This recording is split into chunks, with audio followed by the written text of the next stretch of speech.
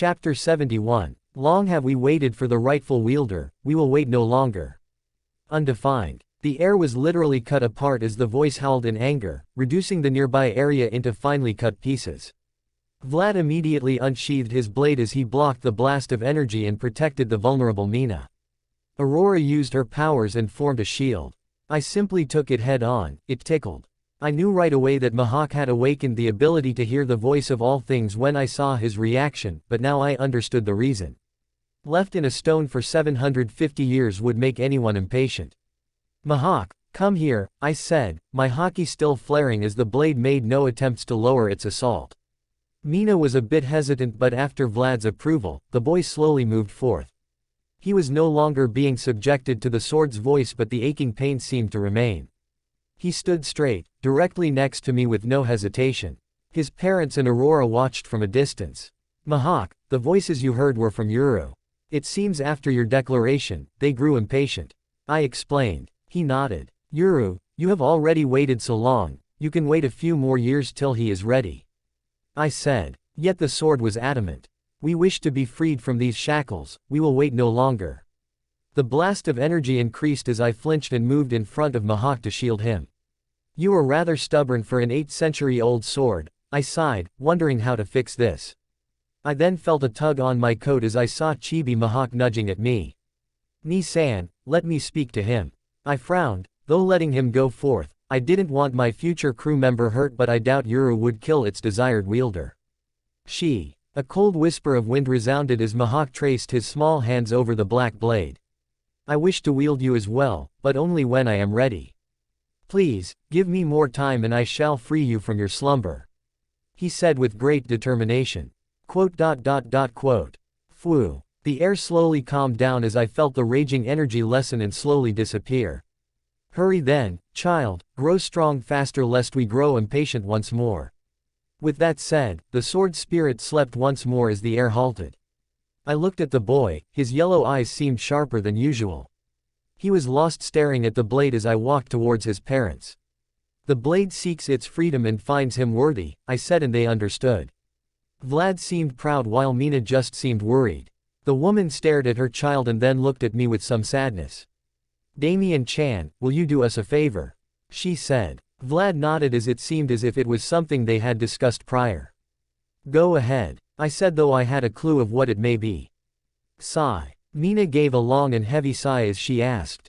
Damien-chan, we would like you to take our child with you. He trains endlessly here, but we think it best for him to go with you. Vlad added, right, and like a few years ago when the pirates came here and caused the death of my brother and father, I doubt I could protect Mahak if it happens once more. He then gestured towards his missing arm and his older age.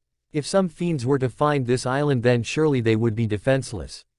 I then heard an abrupt movement from the side.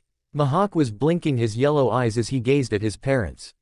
Mother, father. Mina rushed out once more and embraced her child and slowly consoled him. Hak-chan, I know you have always wanted to go with Damien-chan but never asked for what we might say.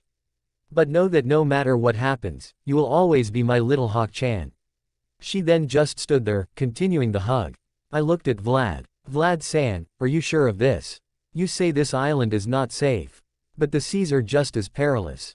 I asked. He nodded. I know, boy, but I have a feeling that you will take care and help him reach his goal. We may be his parents, but we shall do whatever it takes to help him reach the height he so dearly craves. I nodded. Very well, I will take him with me. Do know that I will leave for my other crew in a year or so, but I will ensure his safety while I am gone. I then whistle as a sparrow flies down. Her name is Ruby, she is a very fast bird, you can use it to communicate with the boy whenever, I said as Ruby flew to Vlad's shoulder. Chirp. The man nodded in satisfaction as I then turned my attention to the mother and child. Perhaps we should leave in a few days. To which they agreed. Fooljack Peaks, Paradise Sea. Clone number 2 Pa. I was still working on my observation as I could feel the unrest in the base. The World News Agency heads are running without end while the Cypher Pol agents are swarming around yelling orders and pressuring the 4 directors to hurry with the news manipulation. It seems the mini Reverie attack had sent some shocks in their core. Let's not forget about the destroyed G4, which probably took billions of berries to make. 2 days later. Hawk-chan, answer little Ruby as soon as she comes to you. Mina said as she let go of the boy from her tight hug. She had been keeping him like a teddy bear all these 2 days and finally released the boy. Vlad just gave him the manly goodbye while he hid his tears. Aurora and I stood a few meters away as they finished their goodbyes. Damien-chan, take care of my little Hawk-chan. Remain prudent, boy. I nodded with a smile. Mahawk will return to retrieve Yuru soon, do wait till then. Aurora, I said as I looked at her. Vwoo. The girl nodded and my shadow started to warp into a portal that seemed to pull things in. I had told her about my clone's shadow travel yesterday and it seemed to work. She now has linked my main body's shadow to the clone at Mortem Island, so it will save us some time to actually sail there. I looked to the side and at the boy. Mahawk was trying very hard to hide it, but I could see the tears in the corner of his eyes. He wanted to say something but couldn't get it out. I tapped his shoulder and whispered, say it lest you regret it. He looked at me then nodded. He rushed out from my side and jumped onto Mina as he hugged her with affection. I will make you proud, he said as the tears finally rolled out. Aurora smiled as she saw him and remembered her parents while I just waited. Go now, Vlad said as the boy slowly walked towards me with a smile, ready to venture out. Let's go. We then descended into the ground and everything went black. Marineford. A few days ago. Snore snore. Deep sounds of a man sleeping peacefully could be heard upon a warship with a dog figurehead. Vice Admiral Garp. We are arriving at our destination. A Commodore reported. Garp's snot bubble popped as he stood up and smacked his lips with a yawn. Oh, get me my coat, and don't forget my crackers. Garp, donning his white marine coat as he stepped onto the major port and seemed solemn. This is looking quite bad, he muttered as his observation spanned around. He then glared to the far east. G4 is destroyed as well. This is terrible. He then looked at a rear admiral, call Kong-san, and asked for immediate support. Amethyst Kingdom is flooded and our base is destroyed. The rest of you, go around and help anyone in need. Bring together all in proper health and ask them to gather the wounded in one area. Medic team, go and do your job. Hi. Garp is usually quite playful, but when it comes to such disasters, naturally he will do his part. FWOOO. He then Soru-ed as he went looking for a certain someone. The walls are only destroyed on one side, which means a big fight happened away from here. He calculated. Plum Island. Zephyr, just who did you fight for it to go so badly? Garp thought as he Geppo-ed over to the small marine makeshift base near the center of the capital city. Of course, though he was defeated, Zephyr had recovered and started to do what he could with the little number of troops he had. Thud. Garp lands onto the field as the nearby marines salute in respect. He looks around as he eats his crackers and finds the black arm. Oye, Zephyr. Kong-san will be pissed if you don't have a proper answer for this mess. Garp casually said. The rear admirals nearby froze as they knew Zephyr tends to be very thorough with his justice, and this disaster is nothing to be proud of. Garp then froze and blinked his eyes for a few seconds. Oye, you actually lost your right arm. Garp thundered out as he dropped his crackers, his mouth widening into an O shape as he saw the stump. The black arm had lost his arm. Do we call him Black Stump Zephyr from now on? Garp thought as he picked his nose. The man in question glared at Garp with a stare that could melt obsidian as he sighed. Garp, it was my fault. I didn't expect that boy to have such power, he said with regret. Garp raised an eyebrow. A boy, not any of the old geezers like us. Zephyr nodded as he touched his stump with his left hand. Compared to us, he is a boy. You met him? No. I nah d. Damien. The fist scratched his head and then clicked. Oh. That brat who influenced my stupid son. Where is he? Let me give him my fist of love, he said with an annoyed tone. To which Zephyr shook his head. He is a lot stronger than we guessed, too strong for his age. The two continued their chat and Garp finally reported to Kong. The latter naturally started roaring out in a fury of the news. Garp though, just hung up. Mortem Island. Clone POV. 7 days have passed since my main body left for Aurora and only 3 days since our clash. The news should be arriving any second now. Squawk. A seagull descended and floated above me. A newspaper in its claws. I ruffled its little head as it squawked in joy and gave me the recent news. Kuzan also appeared near me, along with Toki as they heard the birds cry. Oh, Damien-san, did your real body do something big again? He asked with curiosity. I hummed as I threw the newspaper at him. Russell. He flipped open the pages, saw the major headline and gave some comments. Oh, the hub of paradise, eh? The Amethyst Kingdom, he said as he read the title. Urara. Another Nichan with big bazongas has come. Oh, Black Arm Zephyr. Oh look, it's Damien-san fighting Vice Admiral Zephyr. He said excitedly as he saw the image of us clashing. Oh wow. Damien-san's creepy form, he muttered as he saw me using my Empyrean descent. Urara, you actually defeated him, he said as he nodded with an enthusiastic expression. I was thinking of giving him a fist of love for his surprised tone, but something else happened. Swoop. A thin hand swiped the newspaper as Toki looked at the image. She blinked over the pictures and zoomed into my body. Damien-san, it says you fought for over 30 hours and you look really injured, are you alright? Her voice was layered with a tone I recalled from my main body as she looked at me with worry. I just smiled and reassured her, my main body is perfectly fine, if anything I have grown stronger than before. She nodded slowly as Kuzan retook the newspaper and flipped to the next page. Oh, you blew up G4, no wonder the newspaper arrived so fast. He commented. And it was true, it usually took 7 to 9 days for them to filter the news to their desire, but this time it only took 3 days. Probably because it just could not be hidden as it was linked to tens of kingdoms and even some reverie seat holders. Toki just nodded as she sat down while the ice boy kept reading the juicy details. His eyes suddenly popped. Oh, Damien-san, look, your bounty. Chapter 72. Kuzan kept going over the details but his eyes suddenly popped. Oh, Damien-san, look, your bounty. Undefined. I looked at what he was pointed towards and saw the 2 separate flyers. Oh, I muttered in curiosity as I read the contents. Wanted. Ina D. Damien. Sin incarnate. 2,337,600,000. Dead or alive. Poster image. Wanted. Amethyst Aurora. Veil of the Night. 430 million. Dead or alive. Poster image. My price has actually jumped up quite a lot. From 1.636 billion to 2.337 billion, even higher than Blackbeard's bounty after he became a Yonko. I'd say my strength is less than him, as of now, probably around Odin's level, though that is due to change once I master my hockey. Aurora, previously known as Night Maiden, now goes by the Veil of the Night. Her bounty is rather high too. 430 million berries is a first bounty, only around 50 million off my first bounty. Even though her strength wasn't enough to warrant these numbers, her fruit and her actions surely were.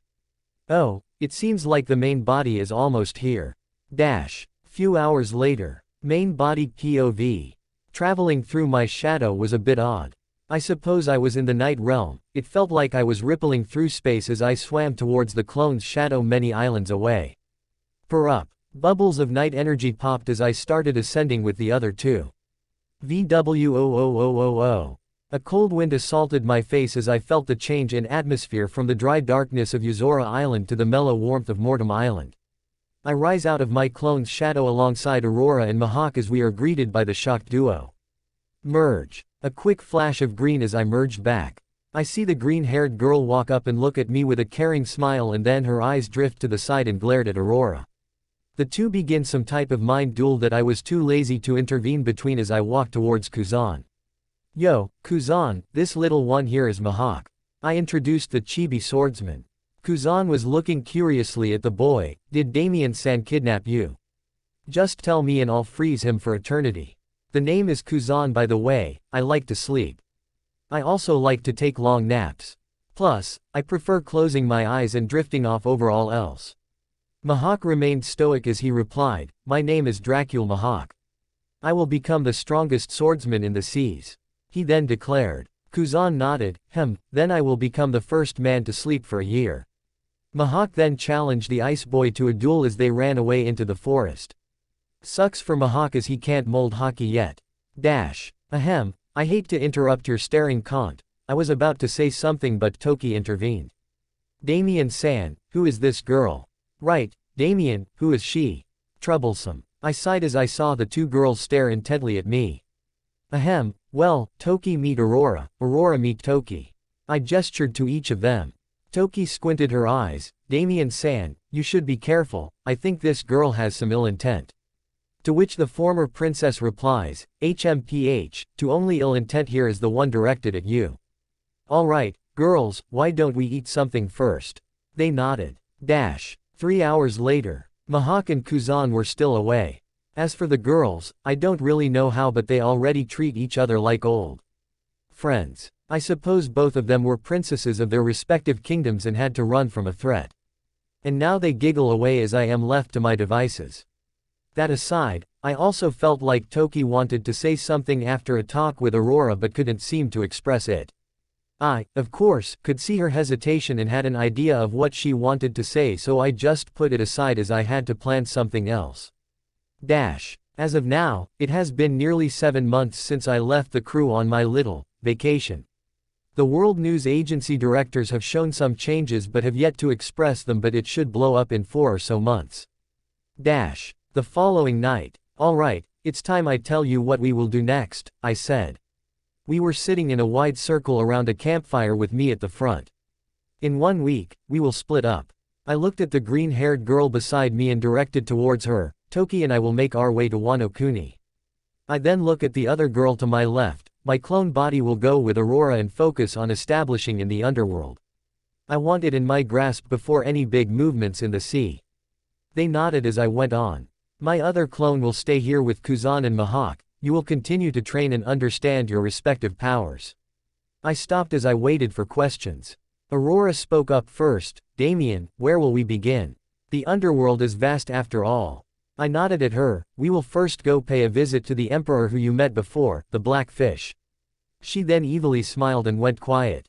Anyo. Damien-san, I think I'm ready for hockey. Kuzan claimed as he looked at me with shining eyes. I gave him a scoff. I'll tell you when you're ready, till then, just try to survive my training. He then looked down and drew circles in the dirt. Mahak remained quiet while Toki seemed excited as she was glowing green, ready to go to her home after 820 years. Very well, until then, let's get along. Recall that he can make 3 clones max. One is at Fulljack Peaks while only 2 are left to split. 4 days later. Your left side is too weak. Now you are pivoting your foot too much. Lessen the power or you won't be able to direct it. No, your moves are too obvious. Use your legs more, otherwise you'll lose out on power. My clone was currently using the eye on Mahak as he was charging at me with his sword. The eye allows you to see any flaws in attack techniques for those weaker than you. He had an absurd talent for the sword, and now that I had added him into my crew, it had exploded even more. 4 days ago, there were 14 major and 32 minor problems with his stance. Now, 4 days have passed, only 2 major and 7 minors remain. He fixed his mistakes as soon as I pointed them out, but still needed to work on 2 big things. 1. Left side of the body. Mahak is right-handed, so naturally, his left side is weaker. This is a huge problem as any smart enemy will instantly know the difference and only attack on that side. 2. His body is too small to generate enough power. This is not something he can fix and is a work in progress. If anything, I will feed him Leviathan Class C Kings to help him grow. The 7 minor ones were just little things that he remedied instantly as I commented on them. Kuzan was working on his freezing range while dueling some Behemoth Class C Kings, the 3rd largest species out there. Clone body. I also bought some Seastone pendants for the girls as I wanted them to have that available to them and not be useless without the fruit. That aside, I was training them in Rokushiki and Haki as well. My other clone helped them build on their Haki as they both had a talent for the color of observation. They had weapons too, Aurora liked daggers, whereas Toki had a sword with her that was supposedly given to her by her parents centuries ago. It was a great sword. I gave out some manuals as they worked on them. Sybil, tell me what I need to awaken my fruit. I asked while sitting by the edge of a cliff. The next sub-level is the peak advanced stage and then it's followed by awakening. She said, I'd say once you learn to integrate your advanced Haki with your fruit is when you would reach the absolute peak of this level of mastery. As for awakening, that requires something more. I nodded in understanding. I suppose Ryu and infusion are what I need to gain the final drops of understanding my powers to even think of awakening, not too far away. 3 days later. Main body. Alright kids, I'll be away for a while, maybe 3 to 4 months, though my clone is connected through conscience so it won't be much of a change, I said to the boys. Mihawk just nodded without much of a change in expression while Kuzan just smirked. Urara, Damien-san, you will be alone with 2 pretty Nichans, I'm jealous. He nudged me with his elbow. To which I responded, bonk. Asterisk. Kuzan fell to the ground, rolling around in pain. I polished my fist as I smiled at the boys. Train hard. Over the 7 days, I noticed Aurora continuing her attempts to attract my attention. I found it amusing and didn't say no. Yet I still felt wrong to just act like nothing and leave her hanging, so I decided to answer her question when I returned from Wano. Surprisingly enough, she showed no such affection to my clones, and only to my main body. I did ask her why and she replied, clone or not, there is only one you and that's the one I love. I still had no clue how she differentiated between clone and main body but accepted it nonetheless. She saw the clones only as her boss, and did as they asked with deadly accuracy and precision. A perfect assassin. Ready to go? I asked the green-haired girl next to me. She nodded with a soft smile, I'm ready. And thus we began our journey to the country of samurai. The eternal hurricane, New World Sea. Within the raging rapid of the New World was a giant ever-spinning hurricane. The area around it was ruined as it went on its infinite journey, carrying the Isle of Spirits with it. Death Valley. Humongous fossils lined the area, as tall as mountains. The water that flowed through the island was pitch black with fish the size of lions and unknown beasts swimming about. The land was covered in a thick mist layered with acid as it would corrode the flesh of all creatures. In the terrifying and absolutely horror-inducing lands of Death Valley sat one single man. The lands nearby were withering away as he radiated with the essence of death itself. So close. I am so close. Every word uttered sent a huge blast of haki as it rippled through the area and out the hurricane, killing any nearby sailors or villages. An island in the New World. Gurar Ararara. Wahahahaha. An extremely sharp naginata shone in the hands of a man with a white mustache as he clashed blades with another man with unique facial hair. Boom. A cataclysmic clash echoed all over the island, sending out shockwaves as it reduced the nearby lands to rubble and dust. The angelic sea. Jihahaha. Die, woman. Shiki roared as he brought down his 2 swords upon the pure white woman flying in the air. It is you who will die, Golden Lion. Heavens fall. Golden Paradise. Boom. Their duel neared its end as they continued to clash blades, sending out 600-meter-tall tsunamis in all directions. Approximately 7 kilometers away, a huge fleet of marine warships neared the angelic sea led by 2 admirals. Admiral Sengoku alongside Admiral Kurawashi as they stood at the front of over 20 warships. Followed with nearly 10,000 marines as they headed to duel the Rock's pirate fleet.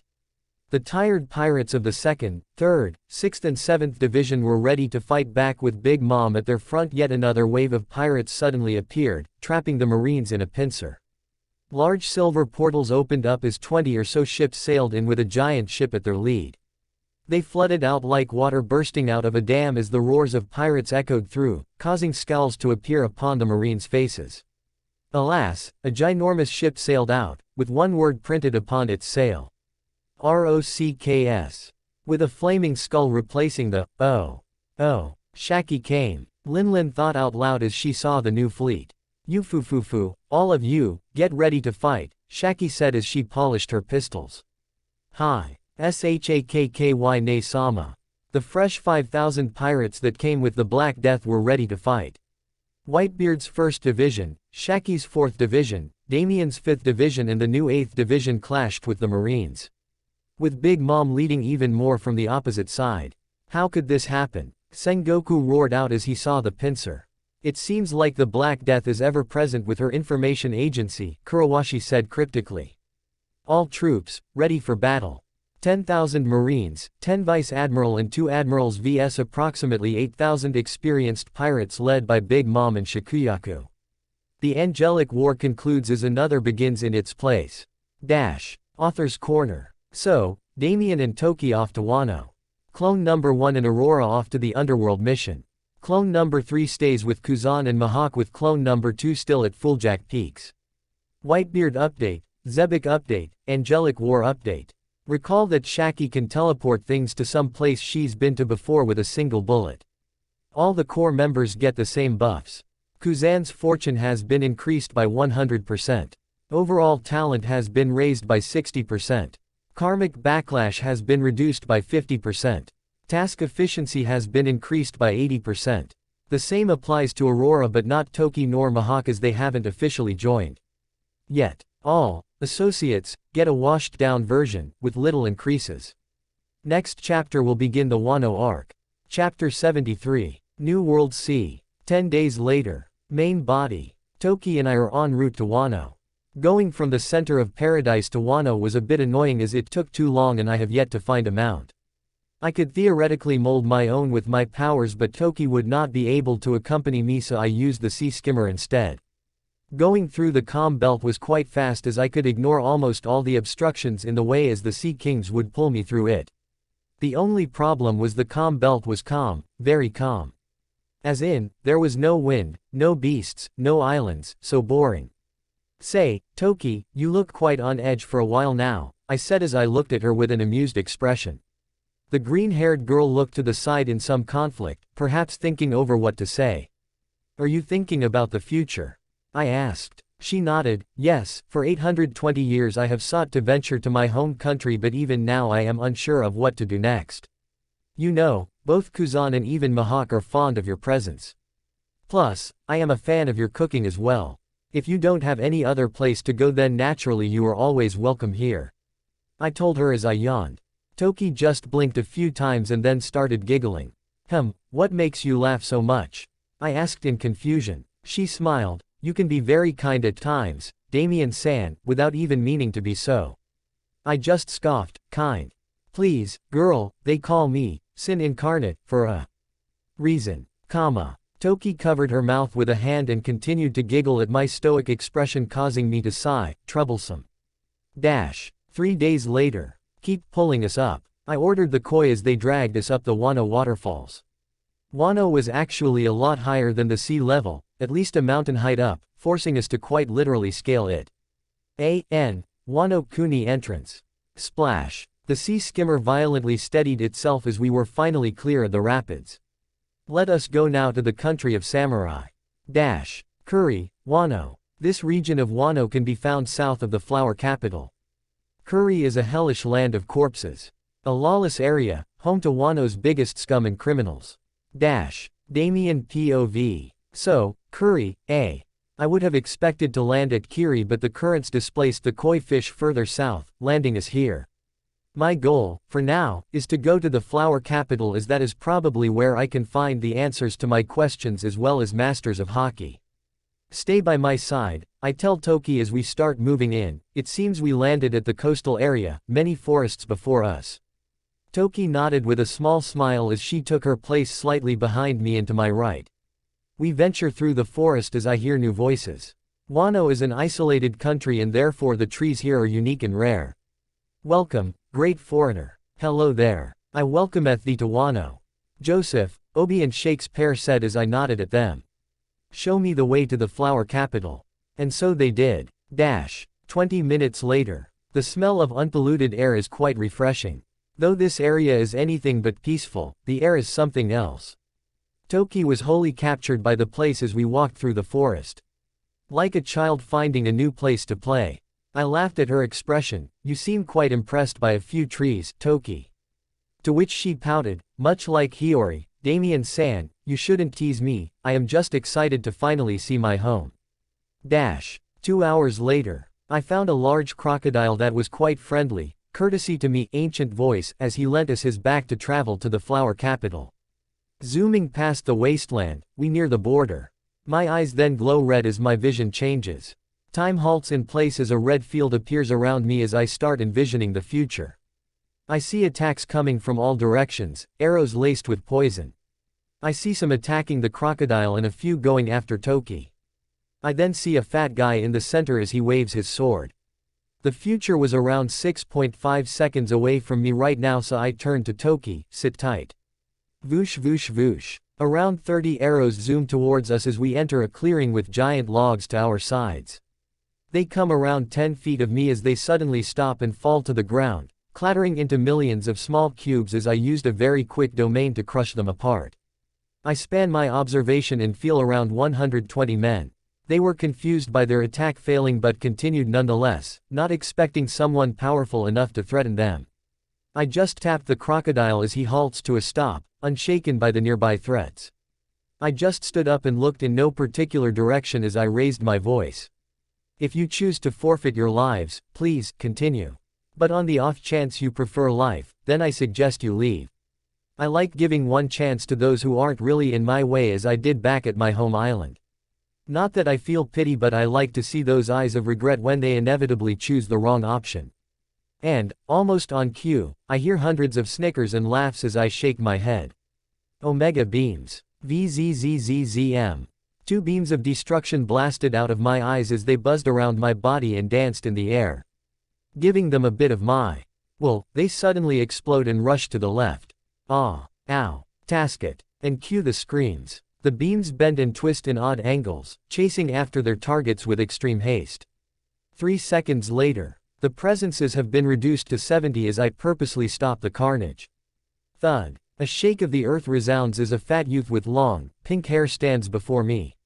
He wears an open kimono with flowers on it that leave his chest exposed. He has floral tattoos on his arms and upper chest. Why you? You slaughtered my people, how dare you? He yells as he unsheathes his sword. I look at him with disinterest. You are the leader of all these fleas. The youth grits his teeth. I am Ashura Doji, ruler of Kuri. A.N. Young Ashura Doji. He was only 15 or so but had decent strength for his age. Toki, let me see how strong you have gotten, I said to the girl on my right. She stood up and looked at Ashura and nodded. Soru. She shaved the air and appeared in front of the boy. If you can beat her then I will leave you alive, I said as I sat comfortably back on my seat. Ashura grew pissed. You think some weak girl can defeat me? Toki just stood with a neutral expression. Wano is my home and I do not like seeing it like this. I will fight you. He just scowled. You look like one of those that grew up pampered in the capital. You have no right to judge us who live in hell. Toki did not respond as she took out her sword. And the two charged ahead. Toki had learned to use her sword that was seemingly passed down to her by her parents. Clang. Asterisk. A strong sound echoed as she clashed blades with the boy. The two started to use simple sword strikes to gauge one another's strength as they continued a monotone duel. Both were using movement techniques, Soru for Toki and something similar for Ashura. Clang. Asterisk. The blade struck once more but this time Toki was pushed back. Ashura Doji's sword was now shining black as he imbued armament haki upon it. Toki saw this immediately as she responded with her own simple coating, though relying more on her observation. The fight went on. Toki was dodging the heavier hits and parrying the fast ones, using her small body to maneuver around the huge opponent. I do not know what you have been through but that doesn't give you the excuse to use it to hurt others. Toki said. To which he grumbled, HMPH, you don't understand anything.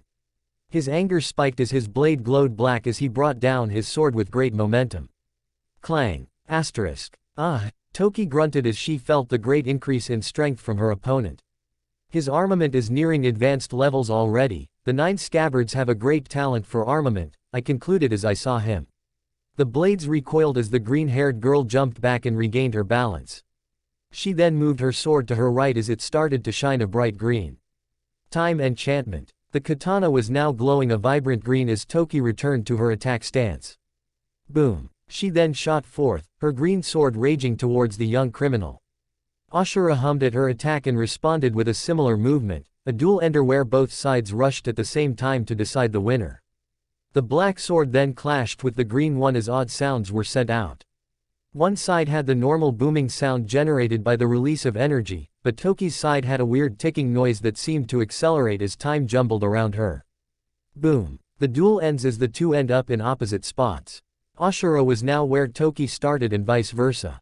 Ow. A groan resounded as the huge youth fell to his knees, his sword falling next to him. Toki was cut on her wrist as some fresh blood flowed down, though she remained standing. Ashura-sama. The remaining stooges yelled in worry. I nodded at their fight as I flashed towards Toki. Nicely done, but your sword skills require significant work, I said as I gave her a healing solution, fixing her injury. I then looked at the kneeling youth. He grimaced and yelled out, "Just kill me already." I gave him a mysterious smirk as my conqueror's haki exploded out as it was concentrated upon everyone but us. The men and the boy huffed as they collapsed on the ground, unconscious. Toki and I jumped on the crocodile as we began our journey once more. Toki was confused. Damien-san, you are letting them go.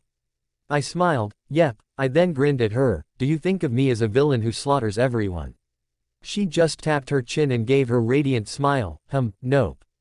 Since you gave them a chance to escape, then it's perfectly fine to slay him. That is the way of the samurai. I raised an eyebrow at her words. Is that so? What would you do if I were to go and kill the people of the flower capital? I was curious to see her stance. She froze for a second and then smiled once more. I don't need to worry about that, as you would not do such a thing. I scoffed at her. Oh really?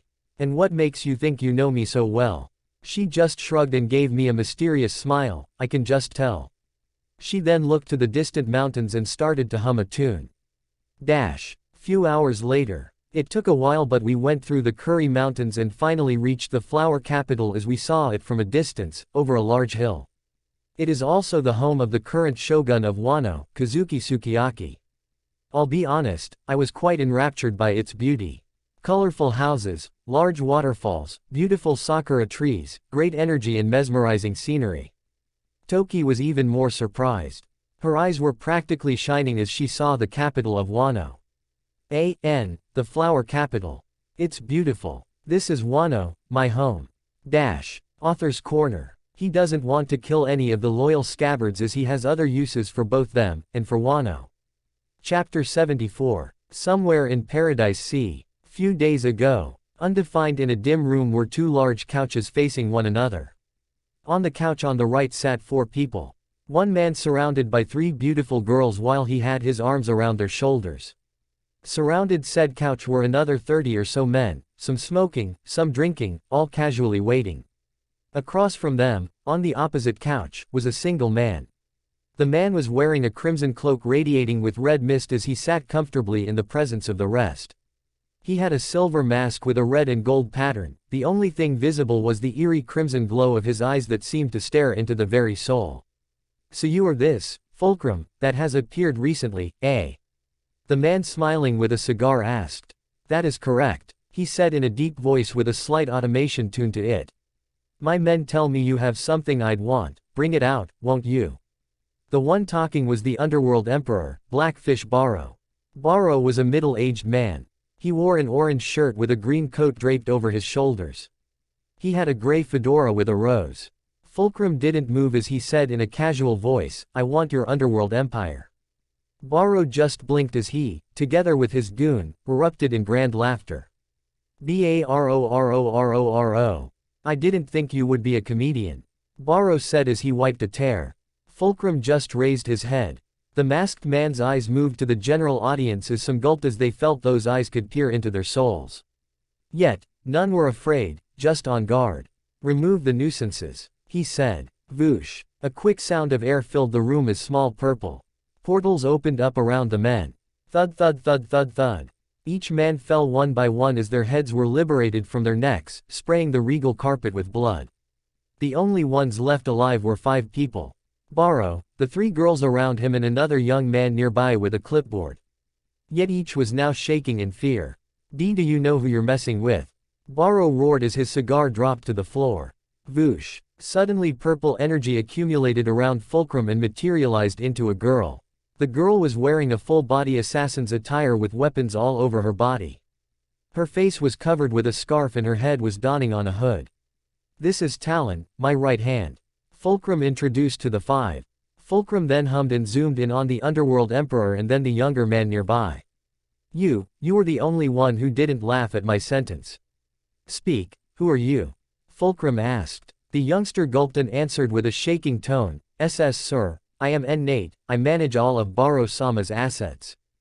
Fulcrum squinted at the boy and nodded. Perfect, he then nodded to the girl. Talon just turned her attention to the ones on the couch. Voosh voosh. 4 thin blades of purple energy shot out of her hands as they executed all but the younger man. From now on, you work for me, Fulcrum said in an authoritative tone. Nate furiously nodded. See, can I do anything for you? The masked man hummed once more and said, I want you to invite all the other underworld emperors and invite them to a single occasion, under Barrow's name of course. Nate just nodded as he wrote down his new boss's words to the T. Narrator POV. And a few days passed, the government and the major powers heard of a banquet hosted in the Paradise Sea, one that shall gather the powerhouses that dwell in the shadows. A grand event for sure. Flower capital, Wano. Present time. Toki was currently mesmerized by the scene as she continued to stare at it with a nostalgic expression. All the while I span my observation and pick up a few strong presences. Shall we enter? I asked the green-haired girl as she woke up from her reverie. She beamed a big smile and nodded. Walking through the streets of the flower capital, stalls lined up selling fresh foods, people chatting about, some samurai watching from a distance. The lack of dirt surprised me. Toki was eyeing some Odin at a nearby stall with hunger. I chuckled at her expression. Let's get something to eat. The currency at Wano obviously was not berries, so I did trade some loose gold. I had to get the proper cash in return. Silver, gold and platinum are what they used, simple enough. Toki and I were now sitting by the side as she munched away at some Odin in an elegant manner. I had also noticed quite a few stares from the side, not from enemies but men and women. Hiyori was considered the most beautiful woman in Wano, so naturally, her mother Toki also was quite stunning. Toki had a certain charm, one that built upon the many centuries she had witnessed. It was quite magnetic, not necessarily pulling in one's lust but one's trust. As for the ladies, I suppose I am quite striking as my face continues to mature as I near my adulthood. Plus, I was quite tall and Toki had a certain charm. The average citizens of Wano were around 6 feet. Compared to me nearing 10 feet and Toki in the upper 7-foot range, it was quite noteworthy. We continued the meal as Toki continued to comment on every little thing in her home country, fascinated by everything. But then I sensed a presence coming towards me. It was decently powerful, probably in the middle of the Yonko commander's stage. It was a giant man with light blue hair that seemed to be blazing in the air. He also had a matching colored goatee and sideburns with glasses mounted upon his nose. A large build with a blue tattoo and pink petals printed on his shoulders. He had a sword sheathed to his waist. The man walked forth with a few of his men as he walked towards the two of us. Against his appearance, he was actually quite soft-spoken. Welcome to the flower capital, strangers. This is my first time seeing you here, he said. I nodded as Toki looked at him with curiosity. Indeed, I am not from here but my companion's family hailed from the flower capital. The man nodded. My name is Hyagoro, it is nice to meet you. I just nodded while the green-haired girl spoke up and gave a Japanese greeting while slightly lowering her head. It is a pleasure to meet you, Hyagoro-san. My name is Amatsuki Toki. The blue-haired man was caught off guard as he blinked his eyes. Amatsuki. His tone then shifted to visible anger. I greet you with respect but you use that name, how audacious. Shing. He then unsheathed his katana as his blue hair started to rage as a powerful aura burst out of him, pushing back all things nearby. Going from the kind host to a powerful and vengeful presence. I was unsure about his reaction but I suppose Toki's surname has more meaning to it. I looked at him and squinted my eyes. I am sure there is a misunderstanding here, Hyagoro-san, let's not cause a scene. I could beat him but I am here to train. The last thing I need is all of Wano looking for me in rage. After all, Hyagoro was a deeply respected figure and a Yakuza boss connected to the shogun. Misunderstanding. Using that name is as if one was mocking both I and all of Wano. The people nearby had no clue what was going on but seemed to get angry as Hyagoro went on. Hyagoro's men and samurai surround us as I feel hundreds of presences coupled with sharp slices of unsheathed katanas. Toki was shaking, seeing her own people pull out blades before herself seemed to hurt her quite a lot. I had planned for her to join my crew so naturally, I wouldn't allow this to persist. I don't speak any lies, Hyagoro-san, my surname really is Amatsuki. Toki said as she stood behind me. The man didn't budge. I don't like directing weapons upon the unarmed. I suggest you defend yourselves. I just shook my head with a sigh. I tried to be civil. Vanquisher configuration. A glaive-like weapon with an odd-shaped body materializing into my left hand as the blood-red blades shine in the morning sun. The people were caught off guard by my fruit powers as they blinked in wonder. Very well, Hyagoro, right. If you can block my strike then I will surrender my head. Should you fail then you will answer me a question. Fair, I said as I tilted my head with a smile. I didn't need a weapon to fight him but I felt he would not agree without it. Hyagoro just squinted his eyes in seriousness. I do not know how you pulled out such a striking weapon but I shall accept your duel. FWOOO. The air rustled as the nearby samurai and Yakuza thugs vanished and appeared to the side, clearing the area so that only the open field was left. Toki was solemn. I'm sorry, Damien-san, because of me your plans have been ruined. She was looking at the ground with an apologetic face. I just smirked and flicked her forehead. Ouch. She looks up while puffing her cheeks. Stop acting so down, plus, I feel like it isn't as bad as you think. I then gestured to the side. Go now, I'll be done in a second. Hyagoro waited patiently as his hair blazed in the sky as his weapon shined while reflecting light, the sharp blade cutting apart the gentle breeze. FWOO. I raised my vanquisher as I twirled it around. In circles, generating a small vortex as it blasted the air around. I then halt and bring it down in a casual stance. Prepare yourself. I warned my opponent as he raised his katana in a fighting stance. I raised my weapon vertically in the sky and slash it down. FWOOOOOOOOOOO. A huge slash of raging red energy rages out as if a dam had broken, letting loose an ocean of raging water. The audience was gawking at the blade energy as it created a ravine below, cutting and shredding its way to the shocked Hyagoro. This is, he uttered while gritting his teeth, his blade crossed before his chest in hopes to survive the attack. Yet in his mind he already accepted defeat, the oncoming attack was leagues above what he could contain. Hyagoro was an honorable man and he would stand by them even if death was approaching him. Ow! He roared as he willed every ounce of his strength and prepared for his demise. Boom! A ground-shaking explosion filled the region as sakura leaves rained down from the nearby trees as the people nearby were blown away by the impact. Dust swirled the air as most were blinded, but not me. I was shocked. Someone blocked my strike. The dust settles as the people stand back up once more, fearing the outcome of their dead leader. They suddenly broke apart into a relieved smile. I saw it as soon as it happened. My strike, which was enough to cut a mountain in half, was about to blitz upon the flower, but a shadow flashed in front and took the attack. His sword seemed to cut my blade energy slash and fully counter it. It was only a third of my strength, but it was easily blocked. I hum out loud as I try to guess who it was, but no name comes to mind. It was a small old man, barely 4 feet tall. He had a rather sharp yet beautiful katana that he used to slice my attack as he stood before the shaking Hyagoro. Sensei! Hyagoro cried out as he fell to the ground, exhausted. I raise an eyebrow at how he addressed him as I wait for him to speak.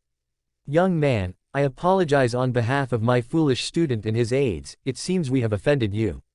He said as he lowered his head towards us. Both Toki and I were unsure of what he meant as he looked back up, this time at Toki. Young lady, that katana of yours, may I see it? He asked with respect. Toki looked at me for approval, to which I nodded. Shing. She unsheathed her weapon as it cuts the air, a great sword in every way. The man inspected the blade, especially the crescent moon symbol printed near the grip of the sword. He nods with a sigh. I did not expect a descendant of that family to still be alive. Hyagoro was astonished to see his cold teacher bow in apology, but was even more so astonished by the truth of her words and her family name. The people nearby were still unsure of what exactly went down, but according to tradition, they too apologized with Hyagoro the flower. The old man spoke up once more. Young lady, young man, would you follow me? The shogun would certainly wish to see you. Author's Corner. The old man is Hyagoro's sensei and is an OC. Hyagoro does know some Ryu right now, but he is only approximately 25, so I didn't see him being teacher worthy for Damien. The Amatsuki family was a powerful family of Wano a long time ago, and the rest is original content as well. Chapter 75. We were on the way to the shogun. At the current time, it should be Odin's father, Kazuki Sukiyaki. He is quite strict but fair as a ruler as he disowned Odin for his antics. Undefined though he was quite passive as he left Kuri as is, all broken and crime-filled, unlike Odin who will choose to overtake the region himself soon. The old man was leading us through the area as the eyes of the people turned to respect. I suppose this geezer was quite revered. Along the way, he says, "Young man, your strength is truly impressive for your age, I can tell just from that earlier strike, much more impressive than Hyagoro." I just nod, "Yet you destroyed my attack with a simple slash of a sword, you're quite something, old man. Won't you give me your name?" He just chuckled, "My name is Shimotsuki Ryzen. I have honed my sword skills for a long, long time. Tell me, child, you are a foreigner, no? Wano is an isolated country. And it is extremely difficult to end up here by accident, so such a conclusion would be quite absurd. What makes you say that?" I ask with a smirk. He shook his head, "Your demeanor, your eyes, your confidence. Though it must be fate for you to end up with an Amatsuki descendant." 20 minutes later, we reached the shogun's office. It was pretty large but simple at the same time. Square-shaped room with yellow walls and carpeted floors, some painting and scrolls mounted on the walls. The seating was naturally on the tatami or upon a large, fluffy pillow. We are led further in and meet the shogun of Wano. The man waiting was tall with dark hair. He had a small beard growing out of his chin which split into 3 prongs and a long, thin mustache which pointed upward on each side. "Greetings, I am Kazuki Sukiyaki, I hope our flower capital is to your liking," he said in a stoic voice. I just nodded while Toki gave a traditional greeting while bowing and introducing herself. "It's an honor to meet you." The man nodded while Ryzen plopped on the ground by the side. "May I have your names?" Sukiyaki asked with great respect towards us both. I nod Damien, to which he seemed stumped by, "I'm not from around here." "Please don't mind my partner, he means no disrespect. My name is Amatsuki Toki." She was sitting to my right as some servants brought in some tea. Sukiyaki had his eyes gleaming as he nodded at the crescent symbol on Toki's sword scabbard. "Amatsuki-san, as the shogun of Wano, I welcome you back to your home." I hummed as I heard his words, I guess he knows quite a bit about her family. "Kazuki-san, may I ask why you feel such respect for my name?" she asked. I personally did not know much, but it was passed down to our family that many centuries ago, we owed a great debt to an ancient family of Wano, one that was quite powerful 800 years ago. We were to treat any descendants with great respect as we owe them our eternal gratitude," he said with a warm smile. "Yet a disaster occurred and your family was assumed extinct. Yet we shall never forget our debt." The last part was laced with remorse as the shogun sighed. He looked at Toki as if he was a father looking at her daughter. I guess it would make sense in a different timeline. Toki then went on to explain her adventures with some twists, not telling him about jumping through centuries but rather that her family fled and lived in peace until she was eventually saved by me. He then looked at me, "I have been told of your strength and valor. I must say if my foolish son was even half as capable as you then I wouldn't be so ashamed as a father." I raised an eyebrow at his words, "Your son?" He nodded with a sigh, "Yes, he is nothing but a foolish and demonic boy, always acting like a child seeking adventure. Had he any sense then I would not have to disown him. He is my greatest shame." I just nodded to his words. He wasn't wrong. Odin may be a great fight but an utter failure as a leader. After all, his desire to seek adventure left his family, his children and his country to fall in the hands of Kaido. I then asked, "Where is your son?" "I exiled him from the capital, though I have been told that he is staying at Hakumi." Not remorseful at all. He then looked up with a smile, "Damien Dono, I know not the relation between you two but I can tell that this young lady has great trust in you, and since you saved her from a terrible fate then our debt shall extend to you. If there is anything you need then please ask." I smiled inwardly as it all seemed to work out. "Sukiyaki-san, I came to the great country of Wano to learn the techniques of Ryu. I hope you can provide me with a guide," I asked. He just laughed, "Haha, of course, Ryu is an advanced technique but with your strength, it should be quite simple to learn." He then turned to the old man, "Ryzen-san, I hope I can leave him to you." The geezer got up as he stood 4 feet tall and nodded as he placed his teacup down. "Very well. Young man, you can find me in the capital tomorrow. I will train you myself, hopefully that brat Hyagoro can learn something as well. I smiled, thank you for your teachings. Ryzen left as Sukiyaki ended to talk.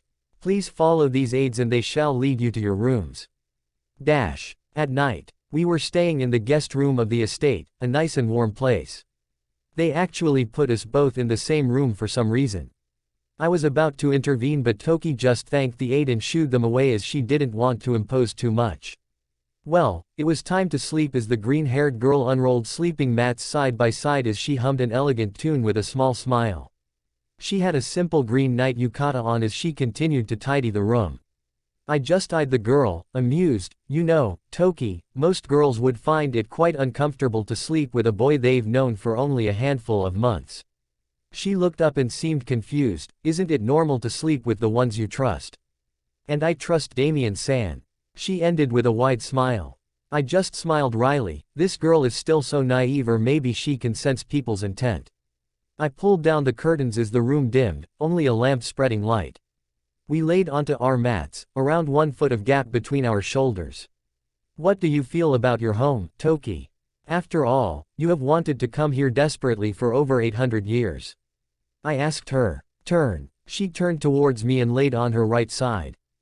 It is even more beautiful than what my mother told me it was so many centuries ago. She then paused for a second. Though I wish others could also see the beauty of Wano. It has been locked away in the seas, isolated from the world for so long. She sighed with some regret. I look at her. You wish to open these ever-closed borders. Her eyes lit up as if they were glowing orbs. But I had to remind her about something important. Wano has remained safe and clean from its isolation. Opening the borders may lead to disaster. She didn't seem convinced. Don't forget, humans are led by their greed and arrogance. When they see something as beautiful and bright as Wano, they will surely vie for it. Only with proper strength can you protect the things you hold dear. She thought over my words and nodded. Perhaps her many jumps through time had given her many experiences. Then Damien-san, will Wano have to hide in the shadow of the tides forever? I looked at the plain ceiling and grinned. No need to worry, I have great plans for Wano. Most would think of me to be an evil villain if they heard my words, but Toki, she just giggled away and continued to talk about small things as we eventually drifted asleep. The following morning. Yawn. I let out a mountain-shaking yawn as I woke up from my slumber. These mats are surprisingly quite comfortable, I thought. What is this softness? I turned to my right and saw a glob of green hair resting on the right of my chest. I hear faint breaths as Toki continues her sleep. She was nuzzling on my chest, wrapped up in my blanket. I nudge her awake. Good morning, Damien-san, she mutters as she gives her usual smile. Later that day, Toki had decided to stay in the library, going over the many history books documenting the special events of Wano. She even learned of Odin, the one who slew the mountain god just last year, before his exile from the flower capital. I am now walking through the capital. The place is blooming with a joyful aura as I sense the emotions of the people. They all were happy. Upon seeing me, I felt some strands of respect and even some reverence. I guess the samurai truly respect strength. Many of the older folks even greeted me, some gave me fresh fruits, a few kids asked about my distinct hair color and whatnot. 30 minutes later. I am now at the Yakuza side of town. A large mansion with some swordsmen at the gates. I walk forth as they nod in greeting and led me through the doors. Inside, there were tens of men, some chatting, some eating, some training. Going through a few doors, I am led into an open hall. Hyagoro was practicing his sword skills as he seemed to wrap his blade with haki, yet some strands of ryu mixed in. He turned to me with an apologetic expression. Damien Dono, please forgive me for my actions the previous day. I just waved my hand. Hyagoro, don't think too much about it. If anything, it made my journey quite faster.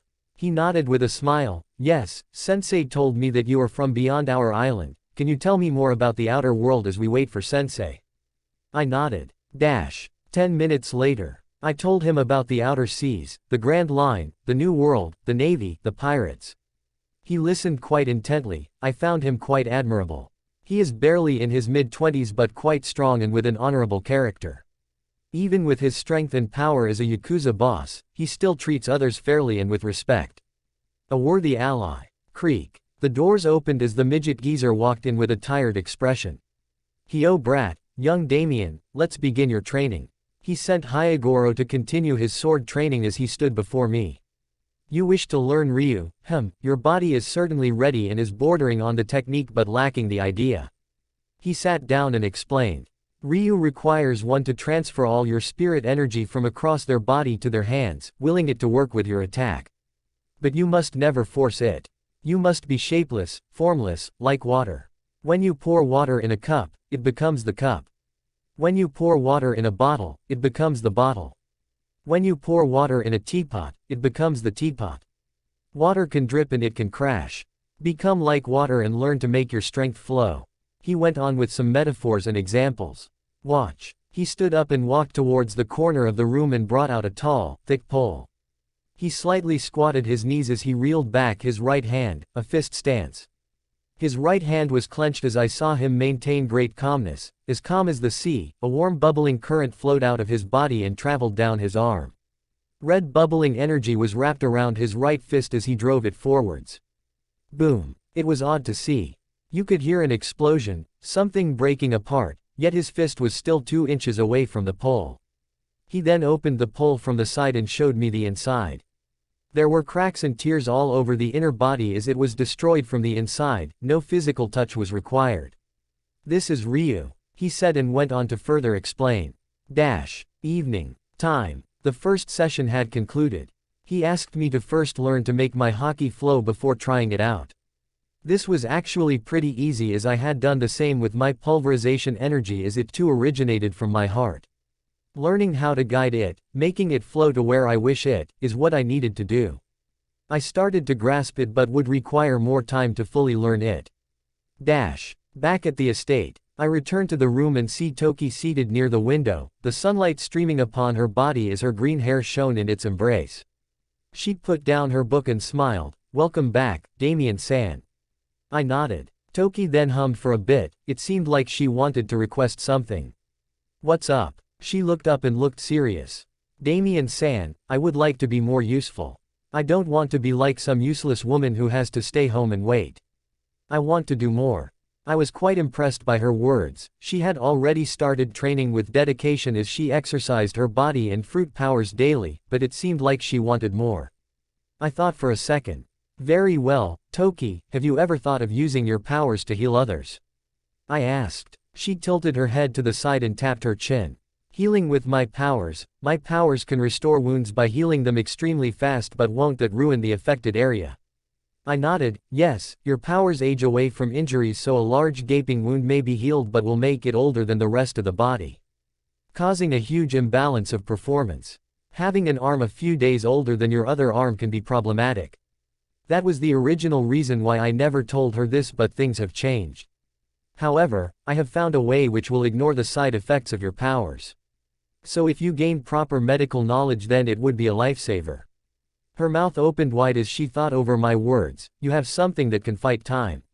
she asked in puzzlement. She then smiled and clapped her hands in joy. "Since you disregard the problem with time then I will make sure to learn it and help out when needed." Her declaration was followed with her usual bright smile, causing me to chuckle at her enthusiasm. Narrator POV. With plans aside, Damien continues his days learning under the experienced hands of a legendary swordsman, honing his powers, day in and day out. Toki was seen by many as they start to refer to her as the most beautiful woman in Wano, as her gentle smile would send people gasping for breath.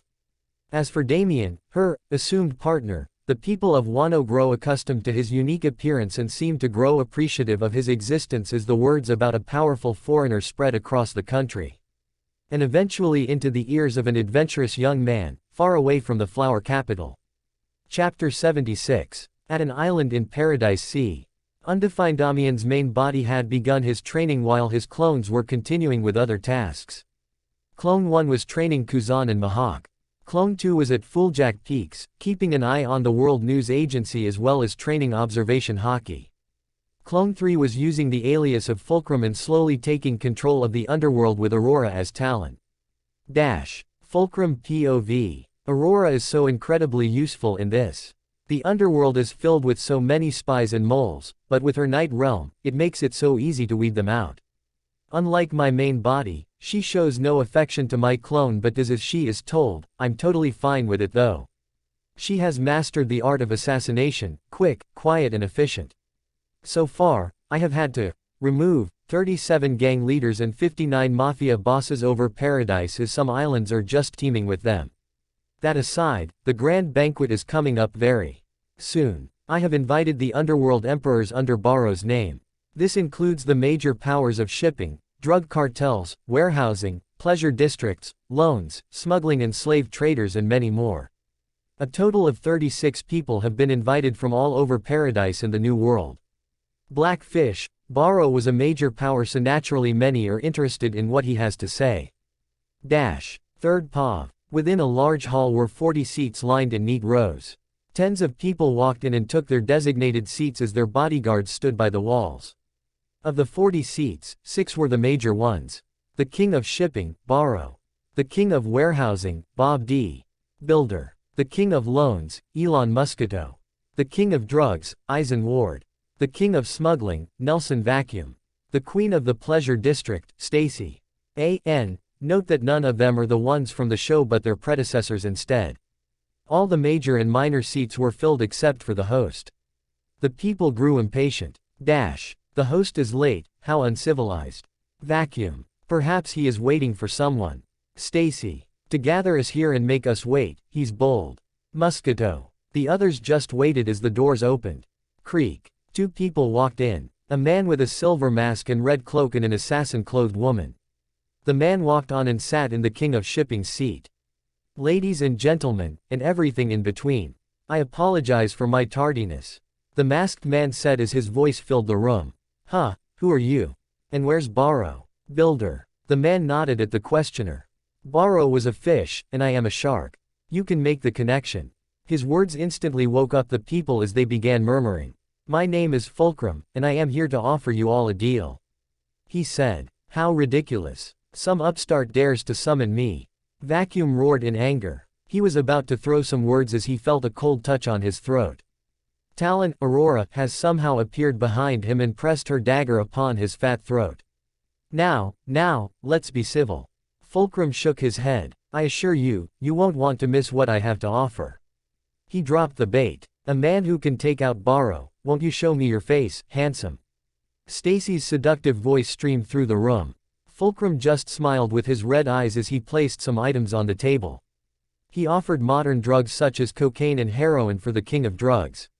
Motorized boats and ships for the kings of warehousing and smuggling. Modern insurance traps for the king of loans. And powerful aphrodisiacs for the queen of pleasure. He then offered maps and routes that were perfect for quick transport without any marine intervention. With the eyes of the people glued, Fulcrum gave his best offer. Now, everyone, the last item I am selling is a route to help you go through the world with little difficulty. No marine will interrupt you, no sea king will attack you, no pirates will loot you. It is 100% safe. He said with an eloquent tone. His words drew the eyes of the major players as they narrowed their eyes. It is my personal route in the calm belts called the Styx Passage. If you are interested then please speak up now.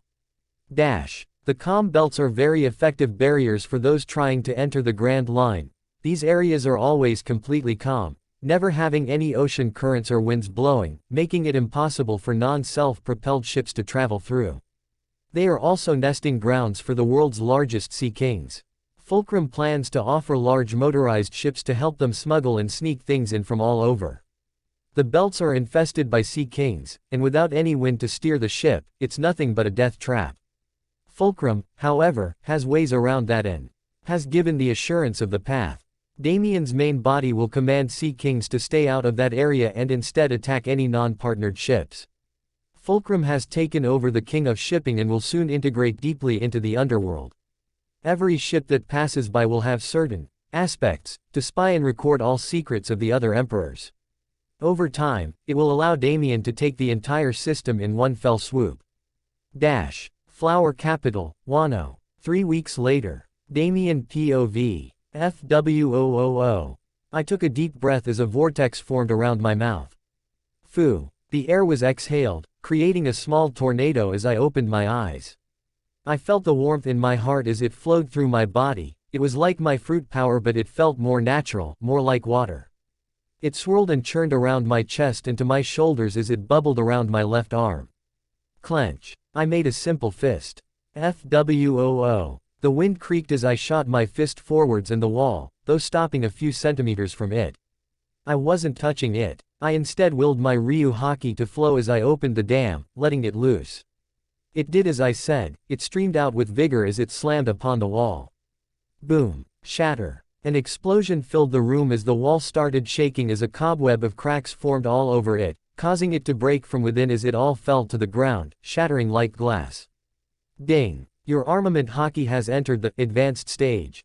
Congratulations. I heard the notification as I looked at the red bubble around my left arm.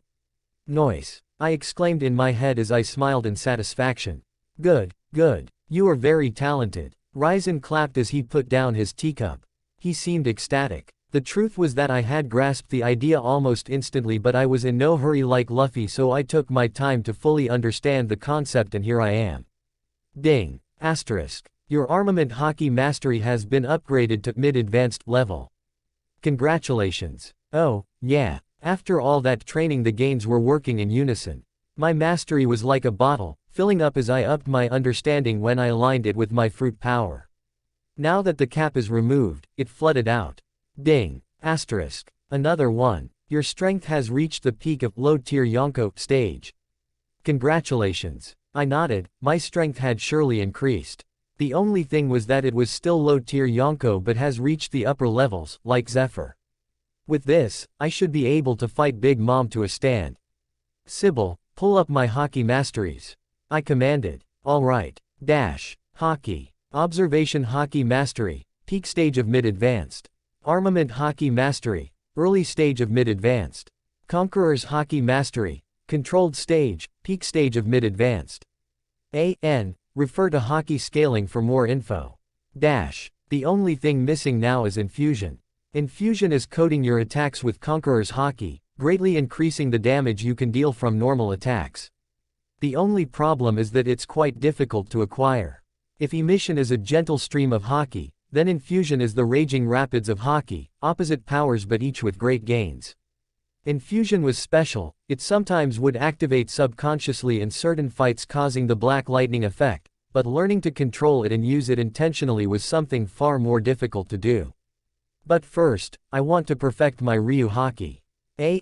I know Luffy B said infusion, but this is where it's a bit harder to attain it compared to canon. Shogun's estate, Wano. Amatsuki-sama, are you sure you don't want to rest? An attendant asked. The green-haired girl pouted. Shina-chan, I asked you to call me Toki, but you are still so stubborn. Shina was the head maid of the estate, but only 20 or so years old. Toki was not one to have many friends, so she did start to see the former as such. Amatsuki-sama, you know I cannot go against traditions. Either way, you should rest. Shina said. Toki's schedule was quite brutal. Wake up 6 a.m. Breakfast plus freshen up. Train body 7 to 11 a.m. Lunch. Train Haki and fruit 11:30 a.m. to 3 p.m. Another lunch. Train fruit once more 4 p.m. to 7 p.m. Break plus dinner. Study medicine 7:30 to 9 p.m. Tidy room for Damien to return. Sleep 10 to 6 a.m.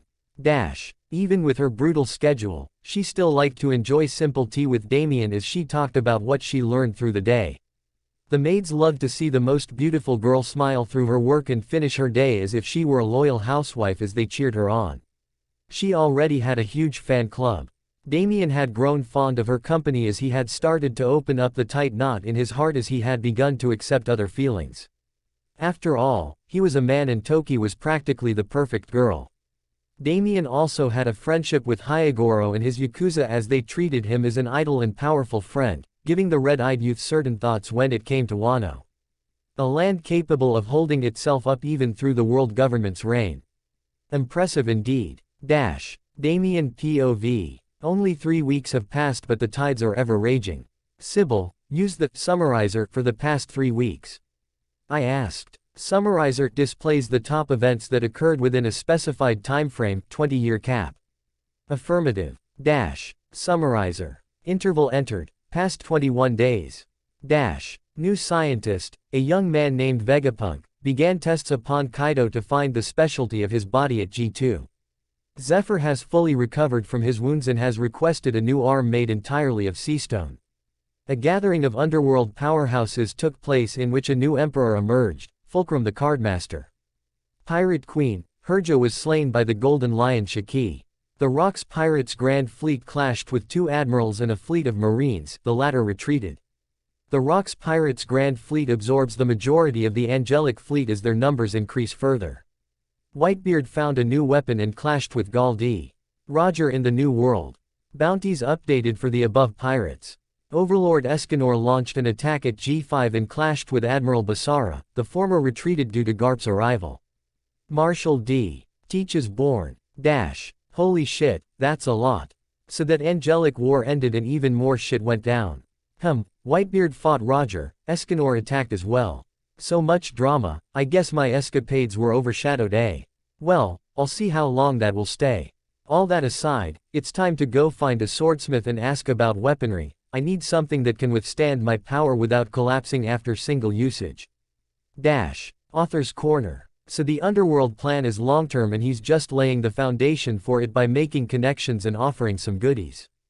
Damien has also learned Ryu and will spend a bit more time going over it while he seeks a proper swordsmith. P.S. He will use the Vanquisher as the weapon model and apply his configurations to it separately. Chapter 77. 2 weeks later. Another half a month has passed as I have worked on my armament to the point where I can use it as I wish. Using Ryu obviously drains more stamina than normal hardening, so that is the only cost for a huge damage boost. Undefined the thing is, I am still only 16 and a half and my body has yet to fully mature, so my stamina is bound to continue increasing. I should also be able to evolve my skills once more by the time I'm approximately 18. Dash. I walk towards the old man's resting area. Knock knock. A voice calls out, "Who's there?" Lettuce. Lettuce who? Let us in. Cough, it's Damien. I answer. Come in, child. I see the geezer sitting behind a low table as he drank some hot tea while slurping loudly. Sensei, I need your thoughts on something. I request. He raises an eyebrow in reply. I hope you can enlighten me on the Mado, I said as I sat before him. He hummed. A.N. Mado, famed blades. Slurp. He finished his tea and looked at me. The Mado are priceless weapons made by world-renowned blacksmiths. They are the 12 supreme grade swords, the 21 great grade swords, and the 50 skillful grade swords. A.N. There is a 4th category, but it was never mentioned, hence its exclusion.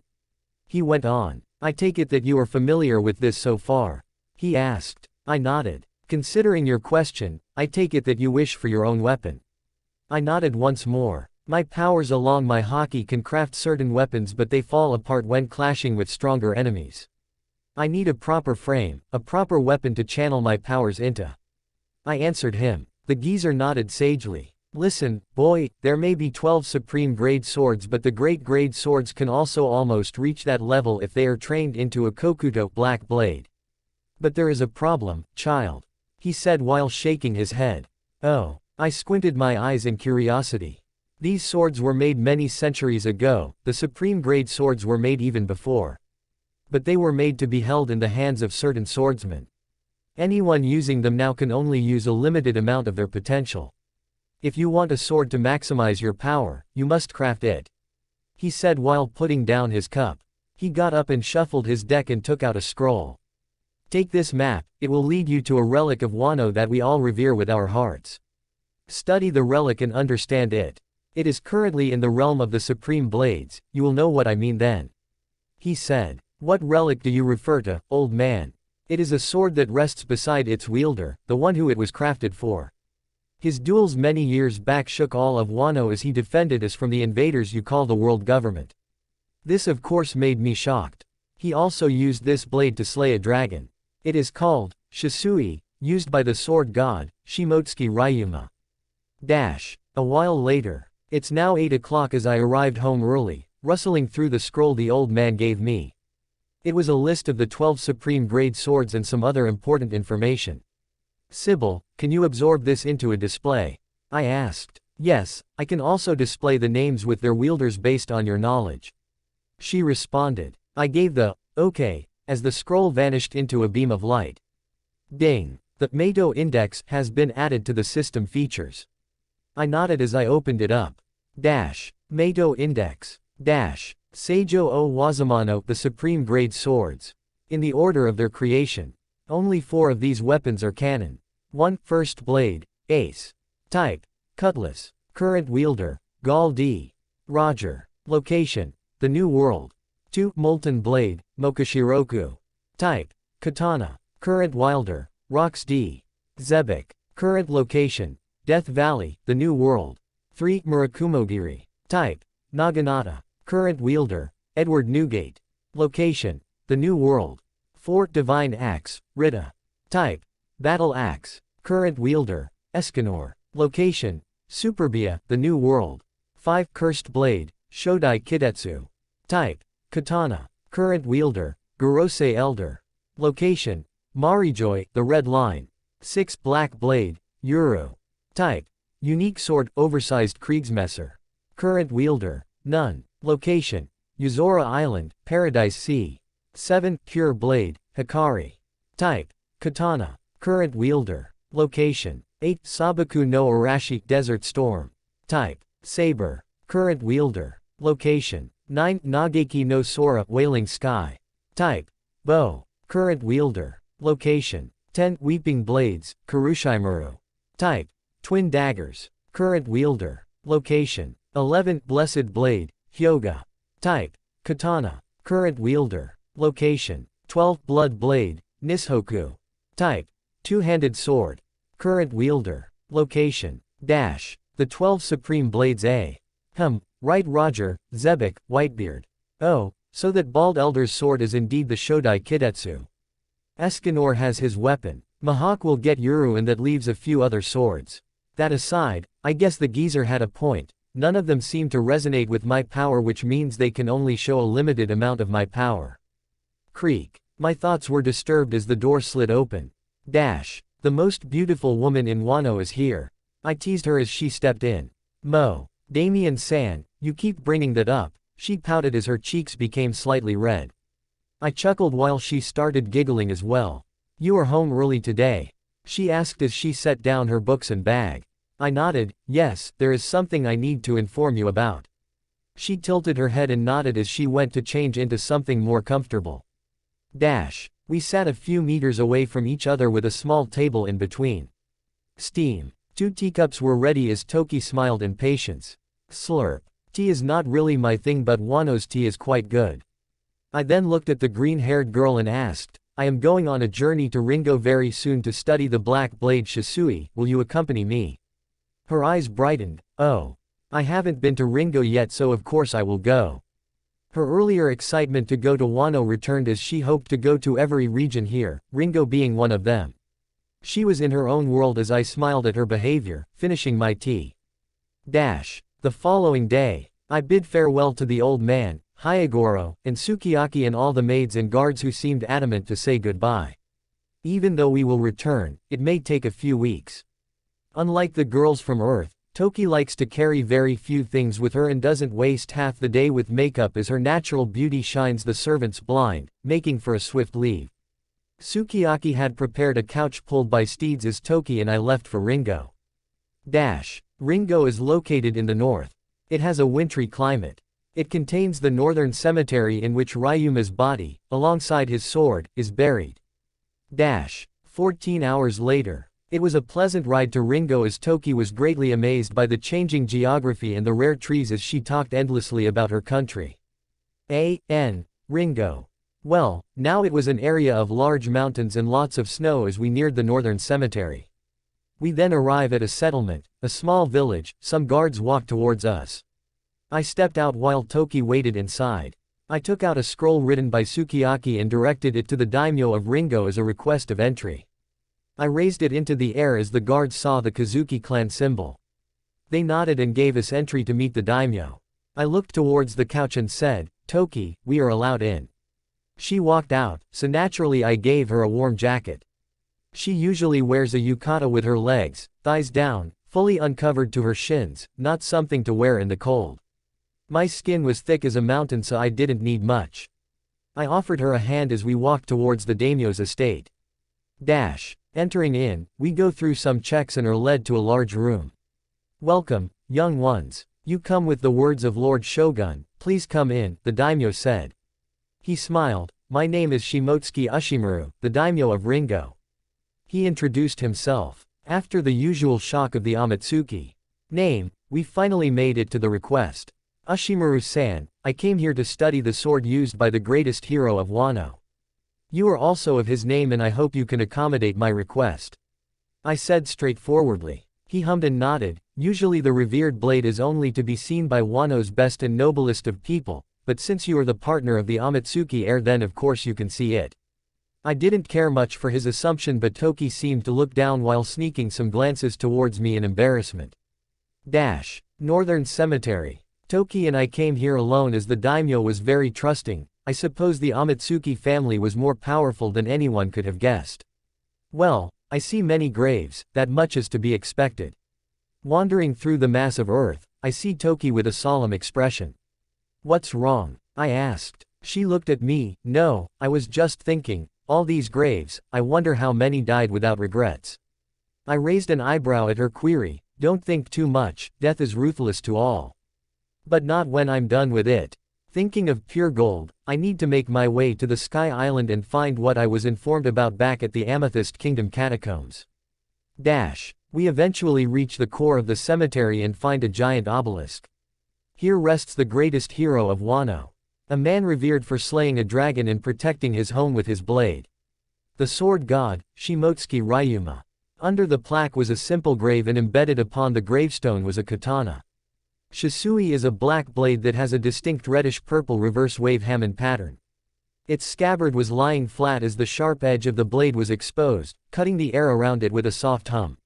Shisui image. Toki was enraptured by the blade as she studied its beauty. I was trying to listen to its voice, though the sword did not speak as it was resting with its master in the cold region of Ringo. I used my observation haki, my ancient voice, and the eye to study it to its finest detail. The sharpness, the coolness, the weight, the width, the length, the size, it was all created to match a single person. It was a kokuto, so it had jumped to the point right before supreme rank, a powerful sword to say the least. Sigh. I shook my head in understanding. Every blade was created for someone. I can try to find a supreme sword that fits my hand, but it will never be a perfect match. Not unless I create my own. Sybil, is there any way to make my own sword? I asked her. The supreme grade swords are special, very special. If you want to create them, then it would take a powerful blacksmith to create. I suggest you ask the daimyo for further information. Wano is known for its craftsmanship. If I can find a proper smith, then it should be possible. Daimyo's estate. Ushimaru-san, you come from the same clan as the sword god. Do you have any idea where I can find a man to craft a powerful blade for myself? I asked the blue-haired man. He scratched his chin and nodded. If you seek a proper craftsman, then I suggest you ask my cousin. He is a daimyo as well and has a large array of knowledge when it comes to blacksmiths. I was quite happy with his words as I asked, where can I find him? He is the daimyo of Hakumai. They call him, the hedgehog. Shimotsuki Yasui. Author's Corner. So, the only canon supreme quality weapon is Ace, Murakumogiri, Shodai Kidetsu and Yuru, the rest are my own little spices. Chapter 78. He is the daimyo of Hakumai, Shimotsuki Yasui. I was a bit shocked by his words as I recalled Yasui from the anime and his execution. He was a good man but not the best father. Undefined. Toki and I bid farewell to the people of Ringo and made our way to Hakumai. The way to Hakumai was directly east of our current location as we left right away. 8 hours later. Hakumai was located northeast of Wano and is currently under the power of Yasui the hedgehog. The land is well kept with large colorful homes with curved roofs. The location takes on an autumn-like environment with many maple-like trees. Hakumai. Walking through the area, we go through the same process as I show the Kazuki symbol to meet the daimyo. We enter the estate and appreciate the simple yet elegant decor and furniture. Creak. The door slides open as a blue-haired man walks in. A blue afro, some facial hair and a round face of age approximately 30. He was wearing a red kimono with a sword to his hip. "Welcome, guests. I am the daimyo of Hakumai, Shimotsuki Yasue," he says with a plain face. A.N. Shimotsuki Yasue. I nod to him as Toki smiles and introduces herself. Amatsuki. It's no wonder Ushimaru Dono was so open with his words in this letter.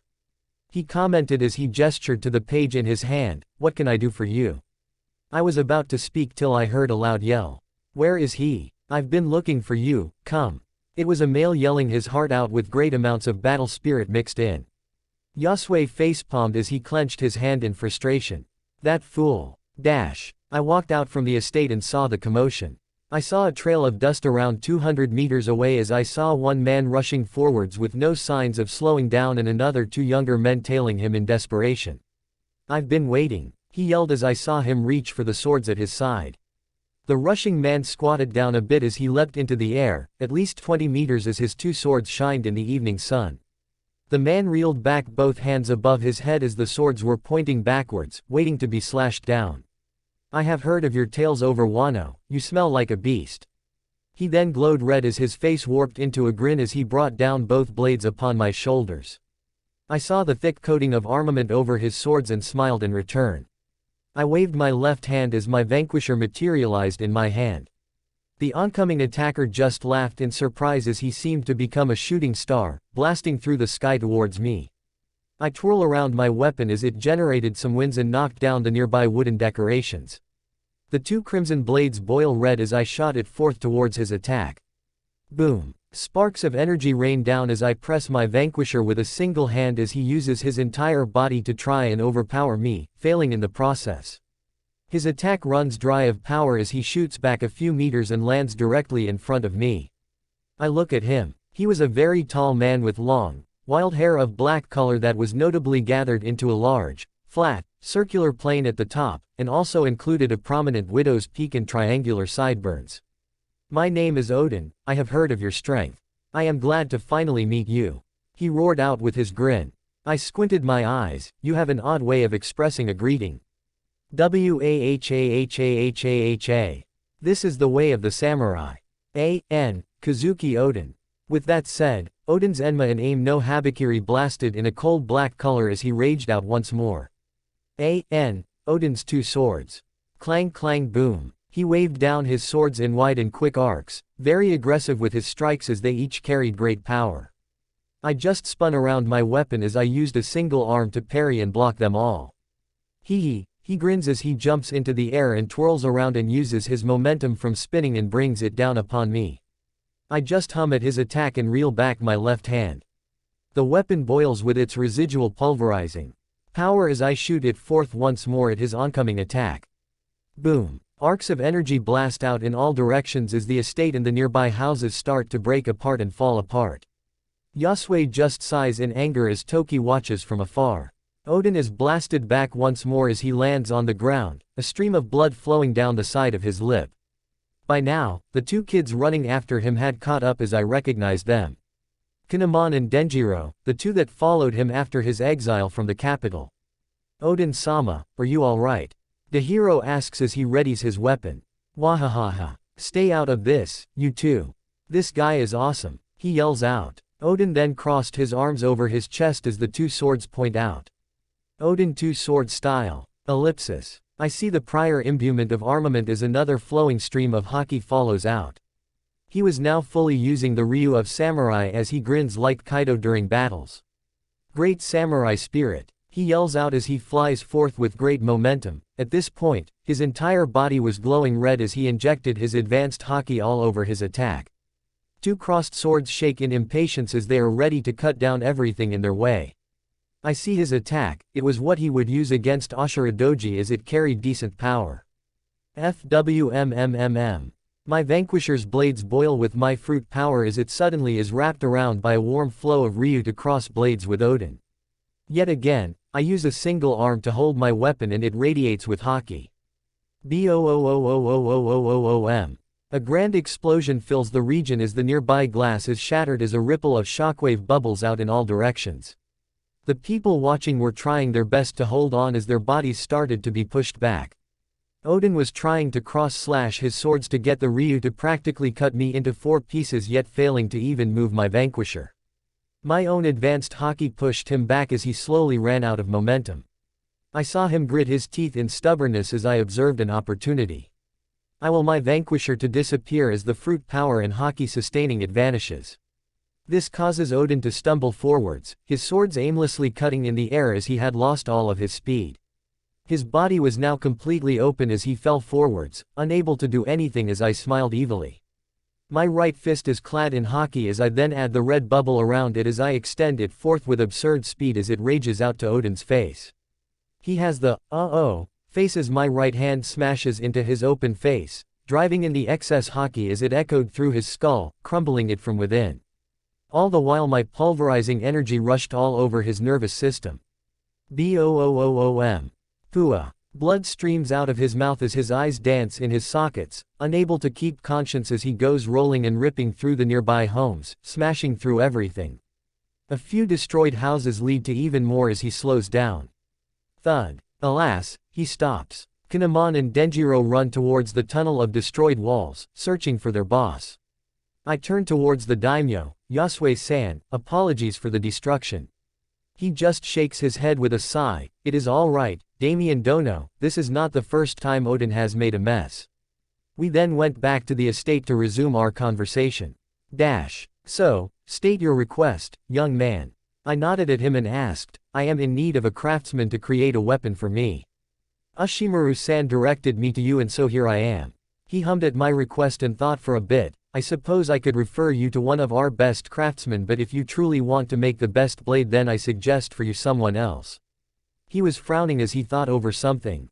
Something troublesome, I guessed. Sigh. That old man is very stubborn and likes to keep to himself. He is the best of the best as his ancestors were responsible for crafting renowned swords. My eyes widened at his words. Don't get your hopes up too much, he is just a senile old man who rarely even comes out of his smithy.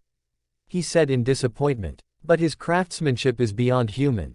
He taught Shimotsuki Kozaburo, the man who crafted 2 of the great grade swords, Wado Ikimonji and Enma. A.N. Kozaburo is Kushiro's grandfather and Kuina's great-grandfather. I shook my head. You needn't worry about that, I would be grateful if you just took me to him. I'll find a way to convince him. Yasue didn't seem to buy it but complied nonetheless. His name is Shimotsuki Katsuyoshi. O.C. This geezer, Katsuyoshi, taught someone who was able to craft 2 of the great grade Meito. Doesn't that mean this old man can make something even better? I wondered as I made my way to an isolated area in Hakumai. Toki stayed with Yasue as he wanted to know more about her past and I doubt she would want to meet some cranky old geezer. Knock knock. I knock on the crappy doors as they creak in worry of collapse.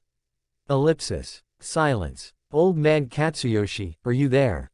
I asked out loud. Ellipsis. Quiet once more. Knock knock. Are you still alive or did you pass away in your sleep? I asked once more. Knock knock. Who are you, brat? Don't you have any respect for the old? Yelling so loud. An aged voice called out. I smiled and yelled back. I wasn't sure if your hearing was still working so I didn't hold back. Damn brat. What do you want? I want you to make me a sword, I said with seriousness. Scram away brat, I'm busy. He replied as I grew impatient. I hear you are the best swordsmith out there. Tell me, can you craft a Seijo o Wazamano? I asked. I heard a loud scoff. I can make anything, I just lack the ingredients. The old voice seemed sour and annoyed. What if I can get you those ingredients?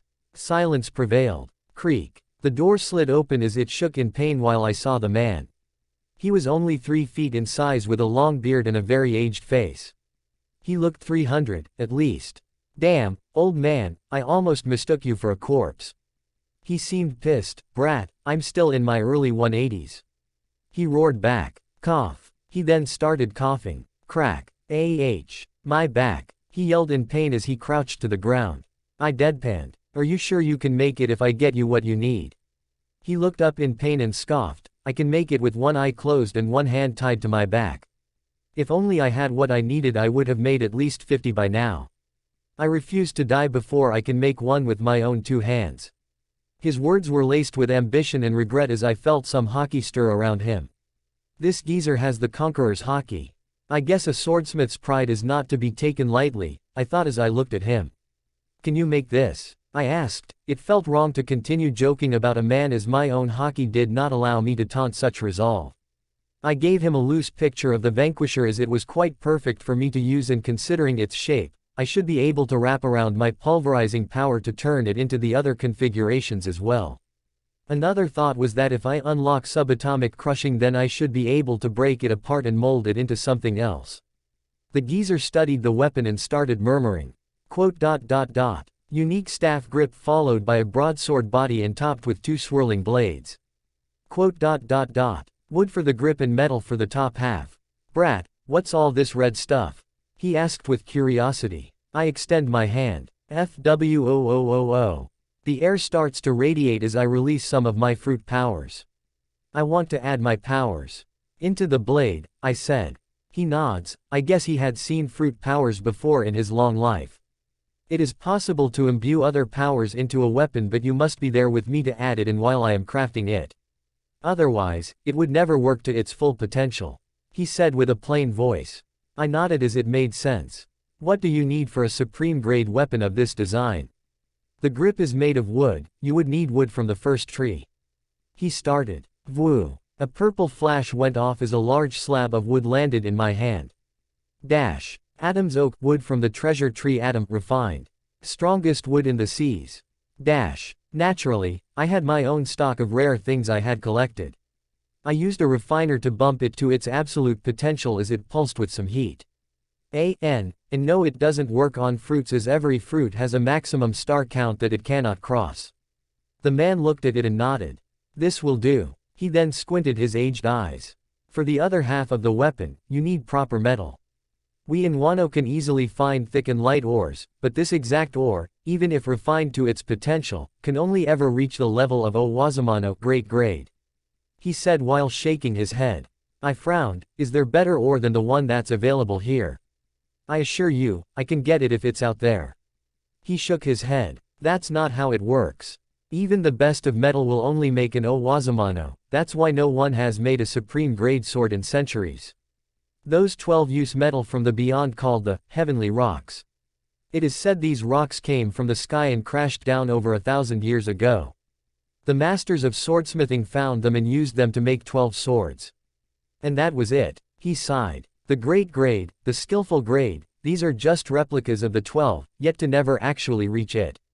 Not without that ore. I scratched my chin in dissatisfaction, so, no matter what, they are impossible to make. He nodded and turned around to make some tea or something. I can make a great grade weapon since I find this design interesting. It will be the best out there but never enough to become of the 12. I could hear the sadness in his voice. His ambition to make a peerless weapon was still there, just weathered from a century's worth of failure. I was sitting inside as the man went to make some tea. My eyes suddenly widened as I put a few things together. Heavenly rocks are probably a special meteoric ore that crashed here a long time ago. But who says there aren't more of them out in space? I questioned myself. Woo. The air warped as I took out a single item from my inventory. I smiled at the brown fruit as I read the description.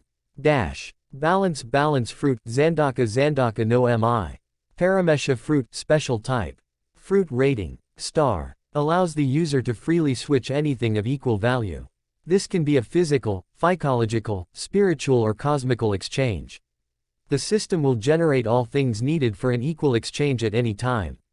User becomes an all-conserving human. Author's Corner. The heavenly rocks take the idea from vibranium but in a very small amount, enough for the 12 blades. All the other Mado are failed replicas of the original 12. And he's using the Vanquisher as the base form, but his idea is to shift it using his powers to take different forms. Chapter 79. The balance fruit allows me to freely exchange A to B for as long as A equals B. These special meteoric ore used in the supreme grade Mado may be very rare but must have a certain value in which I can trade for. The old man returns and puts 2 cups of tea on the table and has a seat. So, brat, did you come to decision? He asked. Undefined slurp. He took a loud sip and waited for my response. I grinned. Old man, if I got you the heavenly rocks, can you make the sword or not? He scoffed. Ha. Of course I can. I smiled at his resolve. Old man, give me a few weeks and I'll get you the rocks. Don't ask how or where, just wait for me. He squinted his aged eyes as they seemed to fall off his ancient face. Che, I don't know why I want to believe such foolish words, but my instincts tell me to listen. Sigh. Fine, kid, return in 2 weeks, the handle of this weapon will be done with the wood you gave me. If you can miraculously find this ore, then I will craft a weapon that stands above them all. The geezer's eyes lit up with fire as his hockey flared around. I guess just like how my conqueror's hockey does not allow me to mock another man's ambition, he too feels the same, instinctively. I nodded to him after finishing the tea and left his smithy. I was going back to Yosue's estate as I saw a similar scene. Damien, Odin yelled out as he reached for his swords once more. His face was extremely swelled up as it looked like a puffer fish of sorts. I rolled my eyes and mocked him. Odin, didn't you learn your lesson the first time around? Or did I just smack your head too hard? Wahaha. A samurai who fails to get up after his loss is nothing but a failure. I slightly nodded at his words. Well, whatever, stop reaching for your swords. I barely used a sixth of my strength before, this time I'll send you all the way back to the flower capital. He laughed at my threat. Wahaha. Good, I want to see Lord Shogun's face when I crash at his house. Say, I heard you came from the seas beyond Wano, is it true? He asked with excitement. I kept walking as he towered beside me. That's right. Good. Take me with you when you leave. Kinemon and Denjiro gawked at his words and tried to change his mind. I looked at the grinning fool and scoffed. I refuse. Yasue had loaned me a room with Toki, though I was currently alone as the girl was busy reading the history of Hakumai right now. Sybil, I can trade for the ore with this fruit, right? I asked as I eyed the devil fruit in my hands. Yes, you can trade for anything and everything, as long as the input item equates to the output. She replied. Other than just for a weapon, this can be useful for far broader things down the line, a very useful ability. Ding. The system has detected an ability that meets the condition to being mimicked. Proceed. Yes, no. I gave the green light with a nod. Woo. The wind picked up as the fruit started to float in the air, shaking constantly. The purple color started to glow brightly as it was being compressed and compacted. After the flash of light, the only thing remaining was a purple wisp of energy as it gently floated before me. I raised my right hand as it was absorbed into my middle finger. A black substance flowed visibly through my veins as it went through my shoulder and into my heart. 1 Mimic Fruit Ability Token has been deducted. A new skill, Equal Exchange, has been acquired. Congratulations. I smirked as I read the notification. Just like any devil fruit, once you eat it, you gain basic control over it as the information automatically flows into your mind. Equal Exchange. This allows you to exchange for anything you desire as long as you have some things that equate to the desired object's value. Open the menu, I asked my system. Equal Exchange menu. X equals Y. Please input the X value and the system will generate the required items to most efficiently exchange for it. I did as asked. Ding. Equal Exchange menu. X equals ore needed to craft supreme grade blades for Vanquisher. Configuration. Loading. Ding. Items required for exchange have been calculated. Exchange offer number 1. Requires 5 great grade Mado. Exchange offer number 2. Requires 2 great grade Mado that have become black blades. Exchange offer number 3. Requires 3 great grade Mado and 1 great grade sword that has become a black blade. Exchange offer number 4. Requires 4 great grade Mado and 4 skillful grade Mado. Ellipsis. Well, the list went on as it mixed the initial offer with the other, but they all had the same idea. Since all the other Mado or replicas are failed attempts of created supreme grade swords, then that means that they can be used to exchange them. From what I can see, 1 supreme equals 5 great and 1 great equals 4 skillful. I currently have 1 great grade Mado and 2 skillful grade Mado in my inventory from my raid at G4. So I plan to go for the 4th exchange offer. Fulcrum is already racking in a huge amount of treasure from the underworld, so naturally, I can use those channels to gather the swords easily, it's just a matter of time. The next day, we were having breakfast while Odin crashed in and joined. Munch Damien, Munch, why won't you take me, Munch, with you? Odin barraged me with questions as he ate away with little manners. I finished my meal and looked at the black-haired youth. Tell me, Odin, how do you see Wano? He clicked his tongue and declared, a prison. Leaving this country is my dream. Take me with you, let me see the world. Yasue was annoyed. Odin, you are the son of the shogun and the future of Wano, how can you be caught up with such foolish ideas? Odin was indeed a failure when it comes to Wano, but I know that deep down that isn't completely true. He did throw away his pride to save his country later on, regardless of the outcome. Tell me, Odin, if tomorrow a huge fleet of pirates were to attack Wano, what would you do? I asked. He was stumped. Will you use the opportunity to escape this prison, or will you protect your home?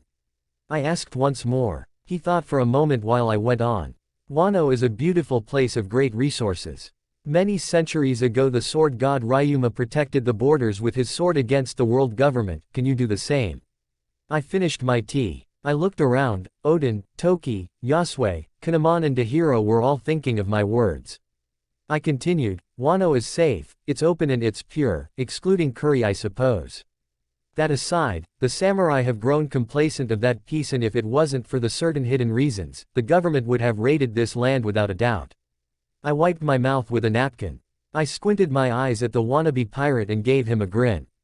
You can hear it, can't you? His eyes widened as he looked at me. Why, you have it too? I nodded. The voice of Wano is calm and soothing, but your narrow-sightedness blinds you from what's happening around you. Open your ears. Kazuki Odin was one of the very few humans to hear the voice of all things. This means he should be able to sense a lot more than he does. His stupidity is the reason for his failure. Kaido said it himself when he took over this country and made it his own. He called Odin naive as he agreed to the words of a pirate and a traitor, making a fool of himself in the process, ultimately leading to his country being thrown into chaos and finally his dishonorable death. Odin was quiet. He closed his eyes as he thought over my words. Yasue and the rest didn't intervene as they too were wondering what he was doing. I felt it, he was using his ears to listen. I felt a similarity in his observation. Alas, his ears perked up as he felt it. I glared at his solemn face. You feel it now. The parasite living in this estate. Odin looked up with seriousness and nodded. I didn't think that creep was carrying such thoughts. The disowned youth got up as he seemed quite pissed. There it is, he finally feels it. The voice of all things can also be used to hear the thoughts of inanimate objects. It also allows you to hear the fragmented thoughts of all those with weaker observation haki than you, allowing you to know who they truly are. I heard it as soon as I walked in here to first meet Yasue a day ago. The sound of scheming, the sound of betrayal, and the squeaks of a rat. Thud. A small child is carried into the hall and thrown to the ground as he quivers. The boy was rather pudgy yet small, with a large purple afro, wearing a golden kimono. Odin-sama, did I do something wrong? He cried out in fear as he retreated in fear. Orochi. Odin yelled as the boy cowered. Odin, what are you doing to my servant? Yasue yelled out. He may see Odin as a potential shogun, but attacking a daimyo's servant is very disrespectful. The tall youth turned to the daimyo of Hakumai. Uncle, I don't know why, but the voice of this boy is telling me to stop him right away, he is dangerous. Odin claimed. Yasue was not convinced. How could a weak and pitiful boy be dangerous? Just look at him. Toki nodded as she saw Orochi leak his pants in fear as he was wailing under Odin's shadow. She was about to rush out and put an end to his terror, but I grabbed her hand and gestured to her to wait. Stand. I stood up and slowly walked towards the shaking boy. I looked at him in the eyes. Tell me, boy, what is your name? He was shivering as his arms and hands shook at great speeds. My lord, I am Orochi. He finally said. I gave him an evil grin.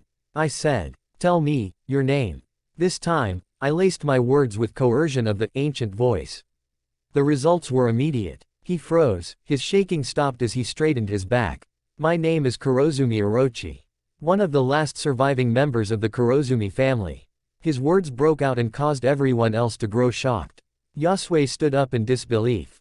Kurozumi. They were one of the 6 ruling families in Wano but lost their power after a failed attempt to seize the shogunate.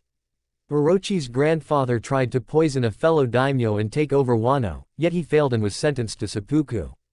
What is your purpose here? He replies once more with full transparency, I want to become the shogun. I was hunted down like a dog and lived in the darkest corners of Wano. Yet last year I was approached by a distant relative of mine, Kurozumi Higurashi. She had the power to change her appearance into anyone else and promised to make me shogun. I followed her orders and ended up here. Higurashi told me to hoard gold and produce weapons in order to gain powerful allies. And I did so by stealing from Yasue and blaming it on Odin. Orochi's face changed from the robotic version to the fearful one as he got control of his body. His secrets revealed, he broke and ran out in fear. I watched him run as I then turned my attention to the rest. Toki was covering her mouth with her hand as she had read of the traitorous family. Yasue was solemn as he squinted his eyes. Odin was thinking deeply. Bring him back here. Yasue yelled as some guards chased after him. I sat back down and resumed my meal. You see, Odin, snakes like to hide in the shadows and to strike when you are least prepared. That boy may be weak now but with someone who can freely change their appearance, Wano may be doomed. I said and it was true. Odin sat down and eyed me. Damien, he then lowered his head to me and spoke. Thank you for opening my eyes. Or my ears in this case. He chuckled. His face warped from seriousness to glee as he looked back up. So can you take me out of Wano now? Yasue facepalmed, Toki giggled and Odin's 2 retainers sighed. Author's Corner. I did add some original content into the voice of all things with the inner thoughts and all but it works on those with significantly weaker observation than yours. Orochi isn't really memorable, without Higurashi and Kaido, he's just a giant-headed fool. Chapter 80. Odin, your call to adventure will be answered soon, but not by me but someone else, I told him as he tilted his head in confusion.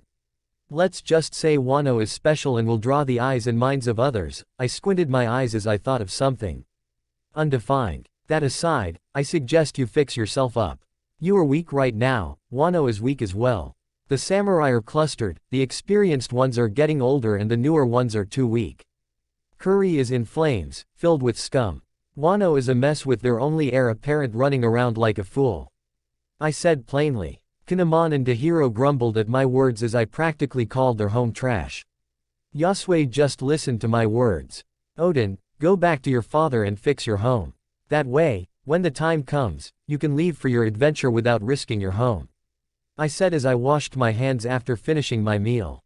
The Lord Shogun won't let me back. And I don't think the people would either. He said as he grumbled after being called weak. We just caught the remnants of the Kurozumi family and unearthed a deep scheme. With Toki and my words, you'll get your chance. Fix yourself, fix Curry, fix Wano and wait. HMPH. I want to sail the seas and see the world. But, he started muttering to himself.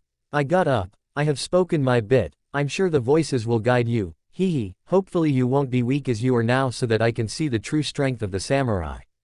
My challenge caused him to grin. Wahaha. I can't take that lying down. I will challenge you soon, be ready till then. Odin declared as some haki flared around him.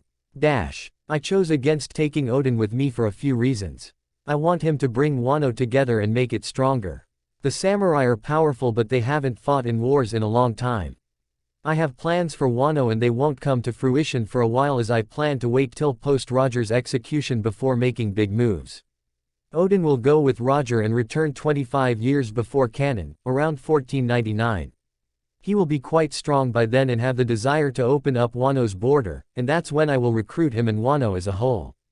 As for Kaido, without Orochi, he won't have a huge head start and I will deal with him then. The land of samurai is a fruit. I simply need to wait till it's fully ripe. In the Paradise Sea. 1 week later. Fulcrum POV. A week has passed and my main body has resumed training. How is it, Aurora? I asked as a girl warped out of the shadows before me. Everything is well. I took care of a few idiots who overestimated their worth and tried to steal our resources. I nodded, good. The door opened as Nate walked in. Nate image. His purple hair was a mess as I was overworking him a bit, but his salary was great. Fulcrum Sama. Everything is working as planned. All the major underworld powers have started to use the Styx passage, and our asset value is exploding. He reported. I nodded in satisfaction. What of the government? I asked. He flipped through some papers. We picked up some marine ships trying to locate the passage, but they were sunk immediately by the hordes of Sea Kings. The same thing happened to 12 other underworld powers. I smiled under my mask. Very good. What about my request? I asked afterwards. Nate was about to speak up, but Aurora picked up instead. Fulcrum, we have collected 2 skillful grade Mado and 2 great grade Mado. We just need 1 more of the latter. She said my code name as Nate was present. Any news on another one? I asked with some impatience. She nodded. Nothing so far. Perhaps we aren't offering enough for the hesitant ones. I nodded. Very well, send the word out in our channels. I will pay 300 million berries for 1 great grade Mado or 4 skill grade. Nate nodded and left. Damien, why won't you let me go rob G7 or something? It would be easy. She sighed as she sat down. She took off her scarf and hood as her silky hair fell.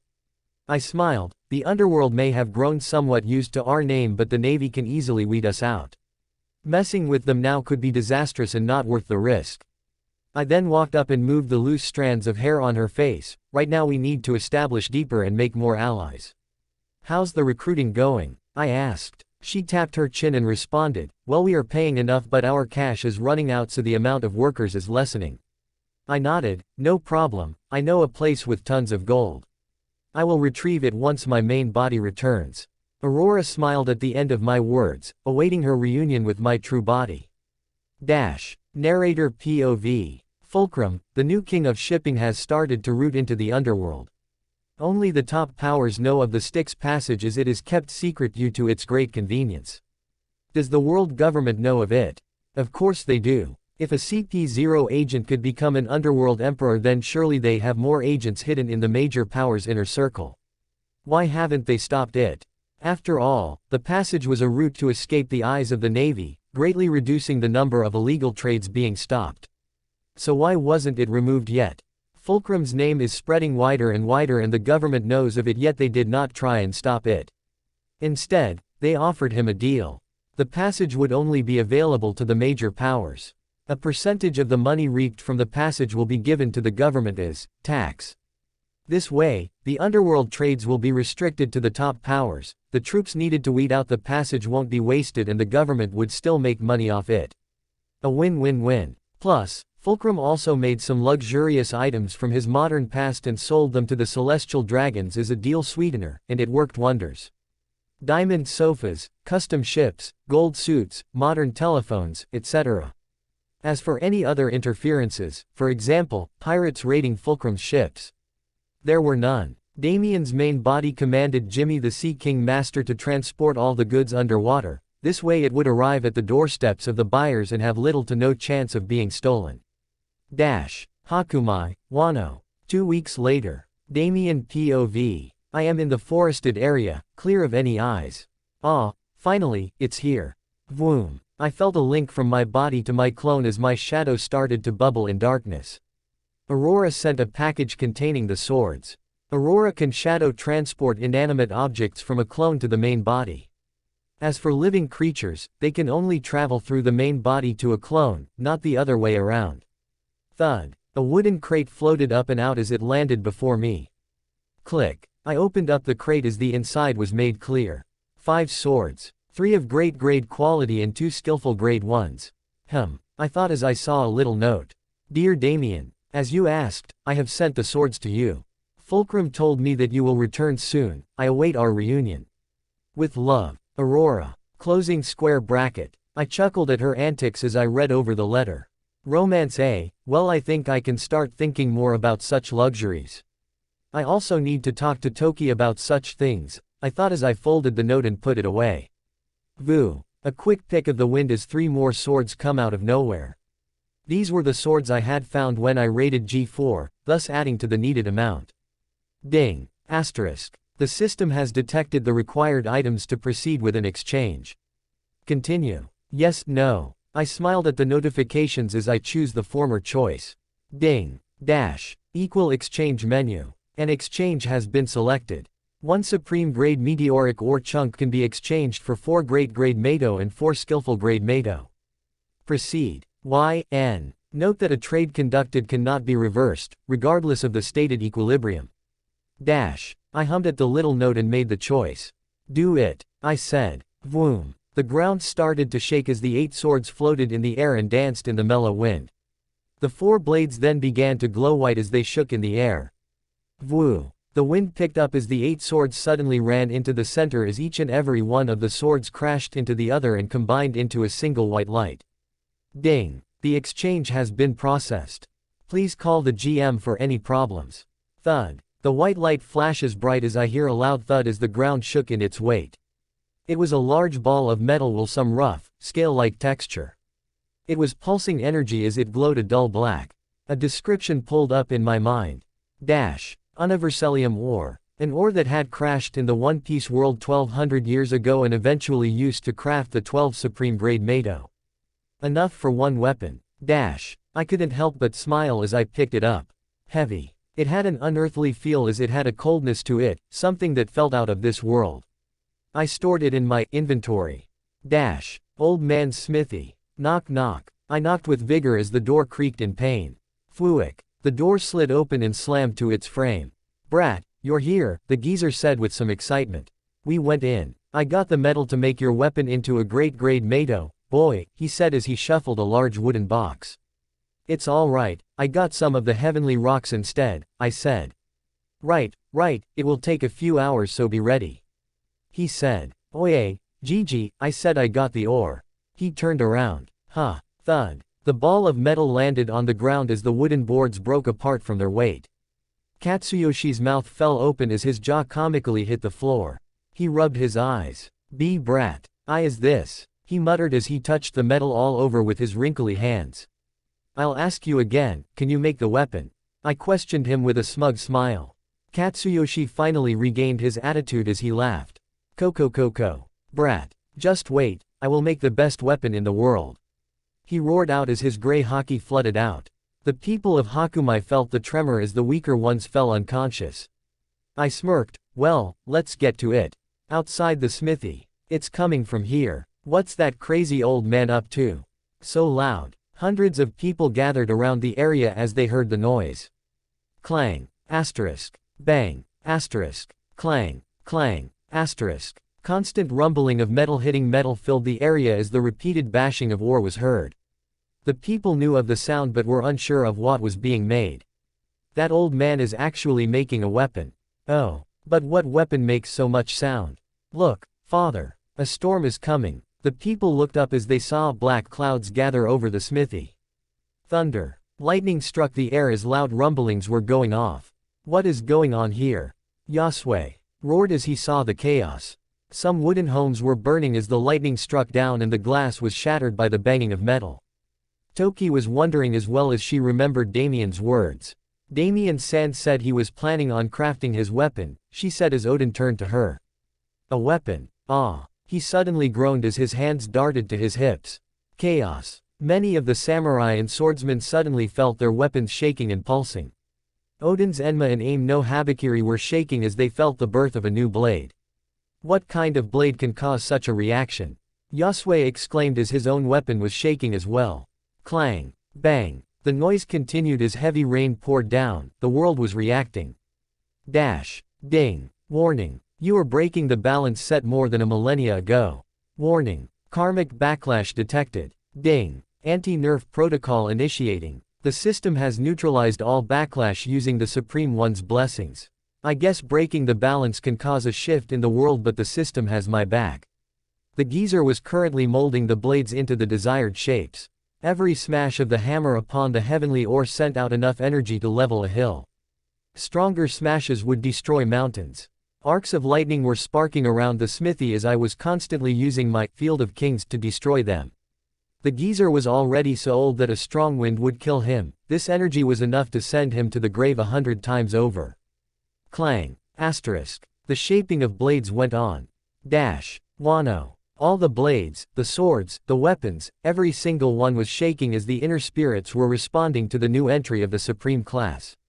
Naturally, this was happening all over the world as well.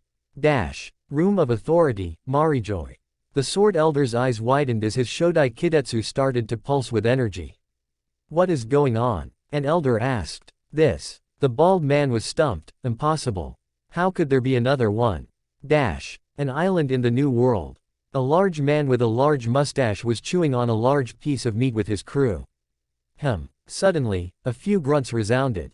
What is this? Rayleigh wondered out loud as his saber pulsed. Roger stood up and put down his food.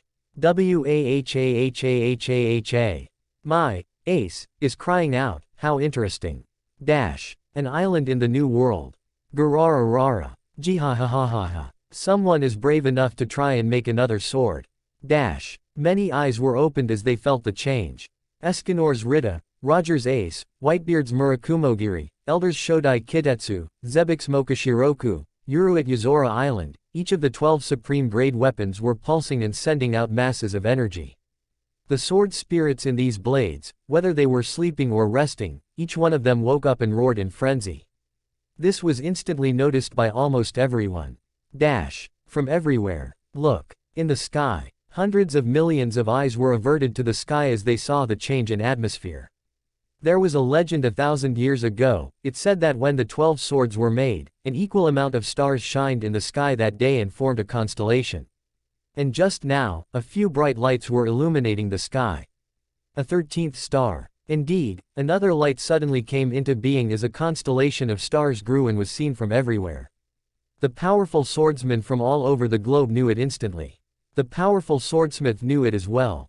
They came to a single conclusion. Someone was successful in creating a 13th blade. An addition to the Seijo o Wazamano.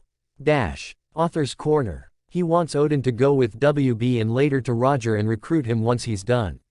Until then, he will bring Wano together. And strengthen it. The weapon is also forged. I don't think I'm over-exaggerating the idea of a 13th blade for the context I gave it. If you like this video, please like, comment, share and most importantly subscribe. Also click on notification bell and set it on all.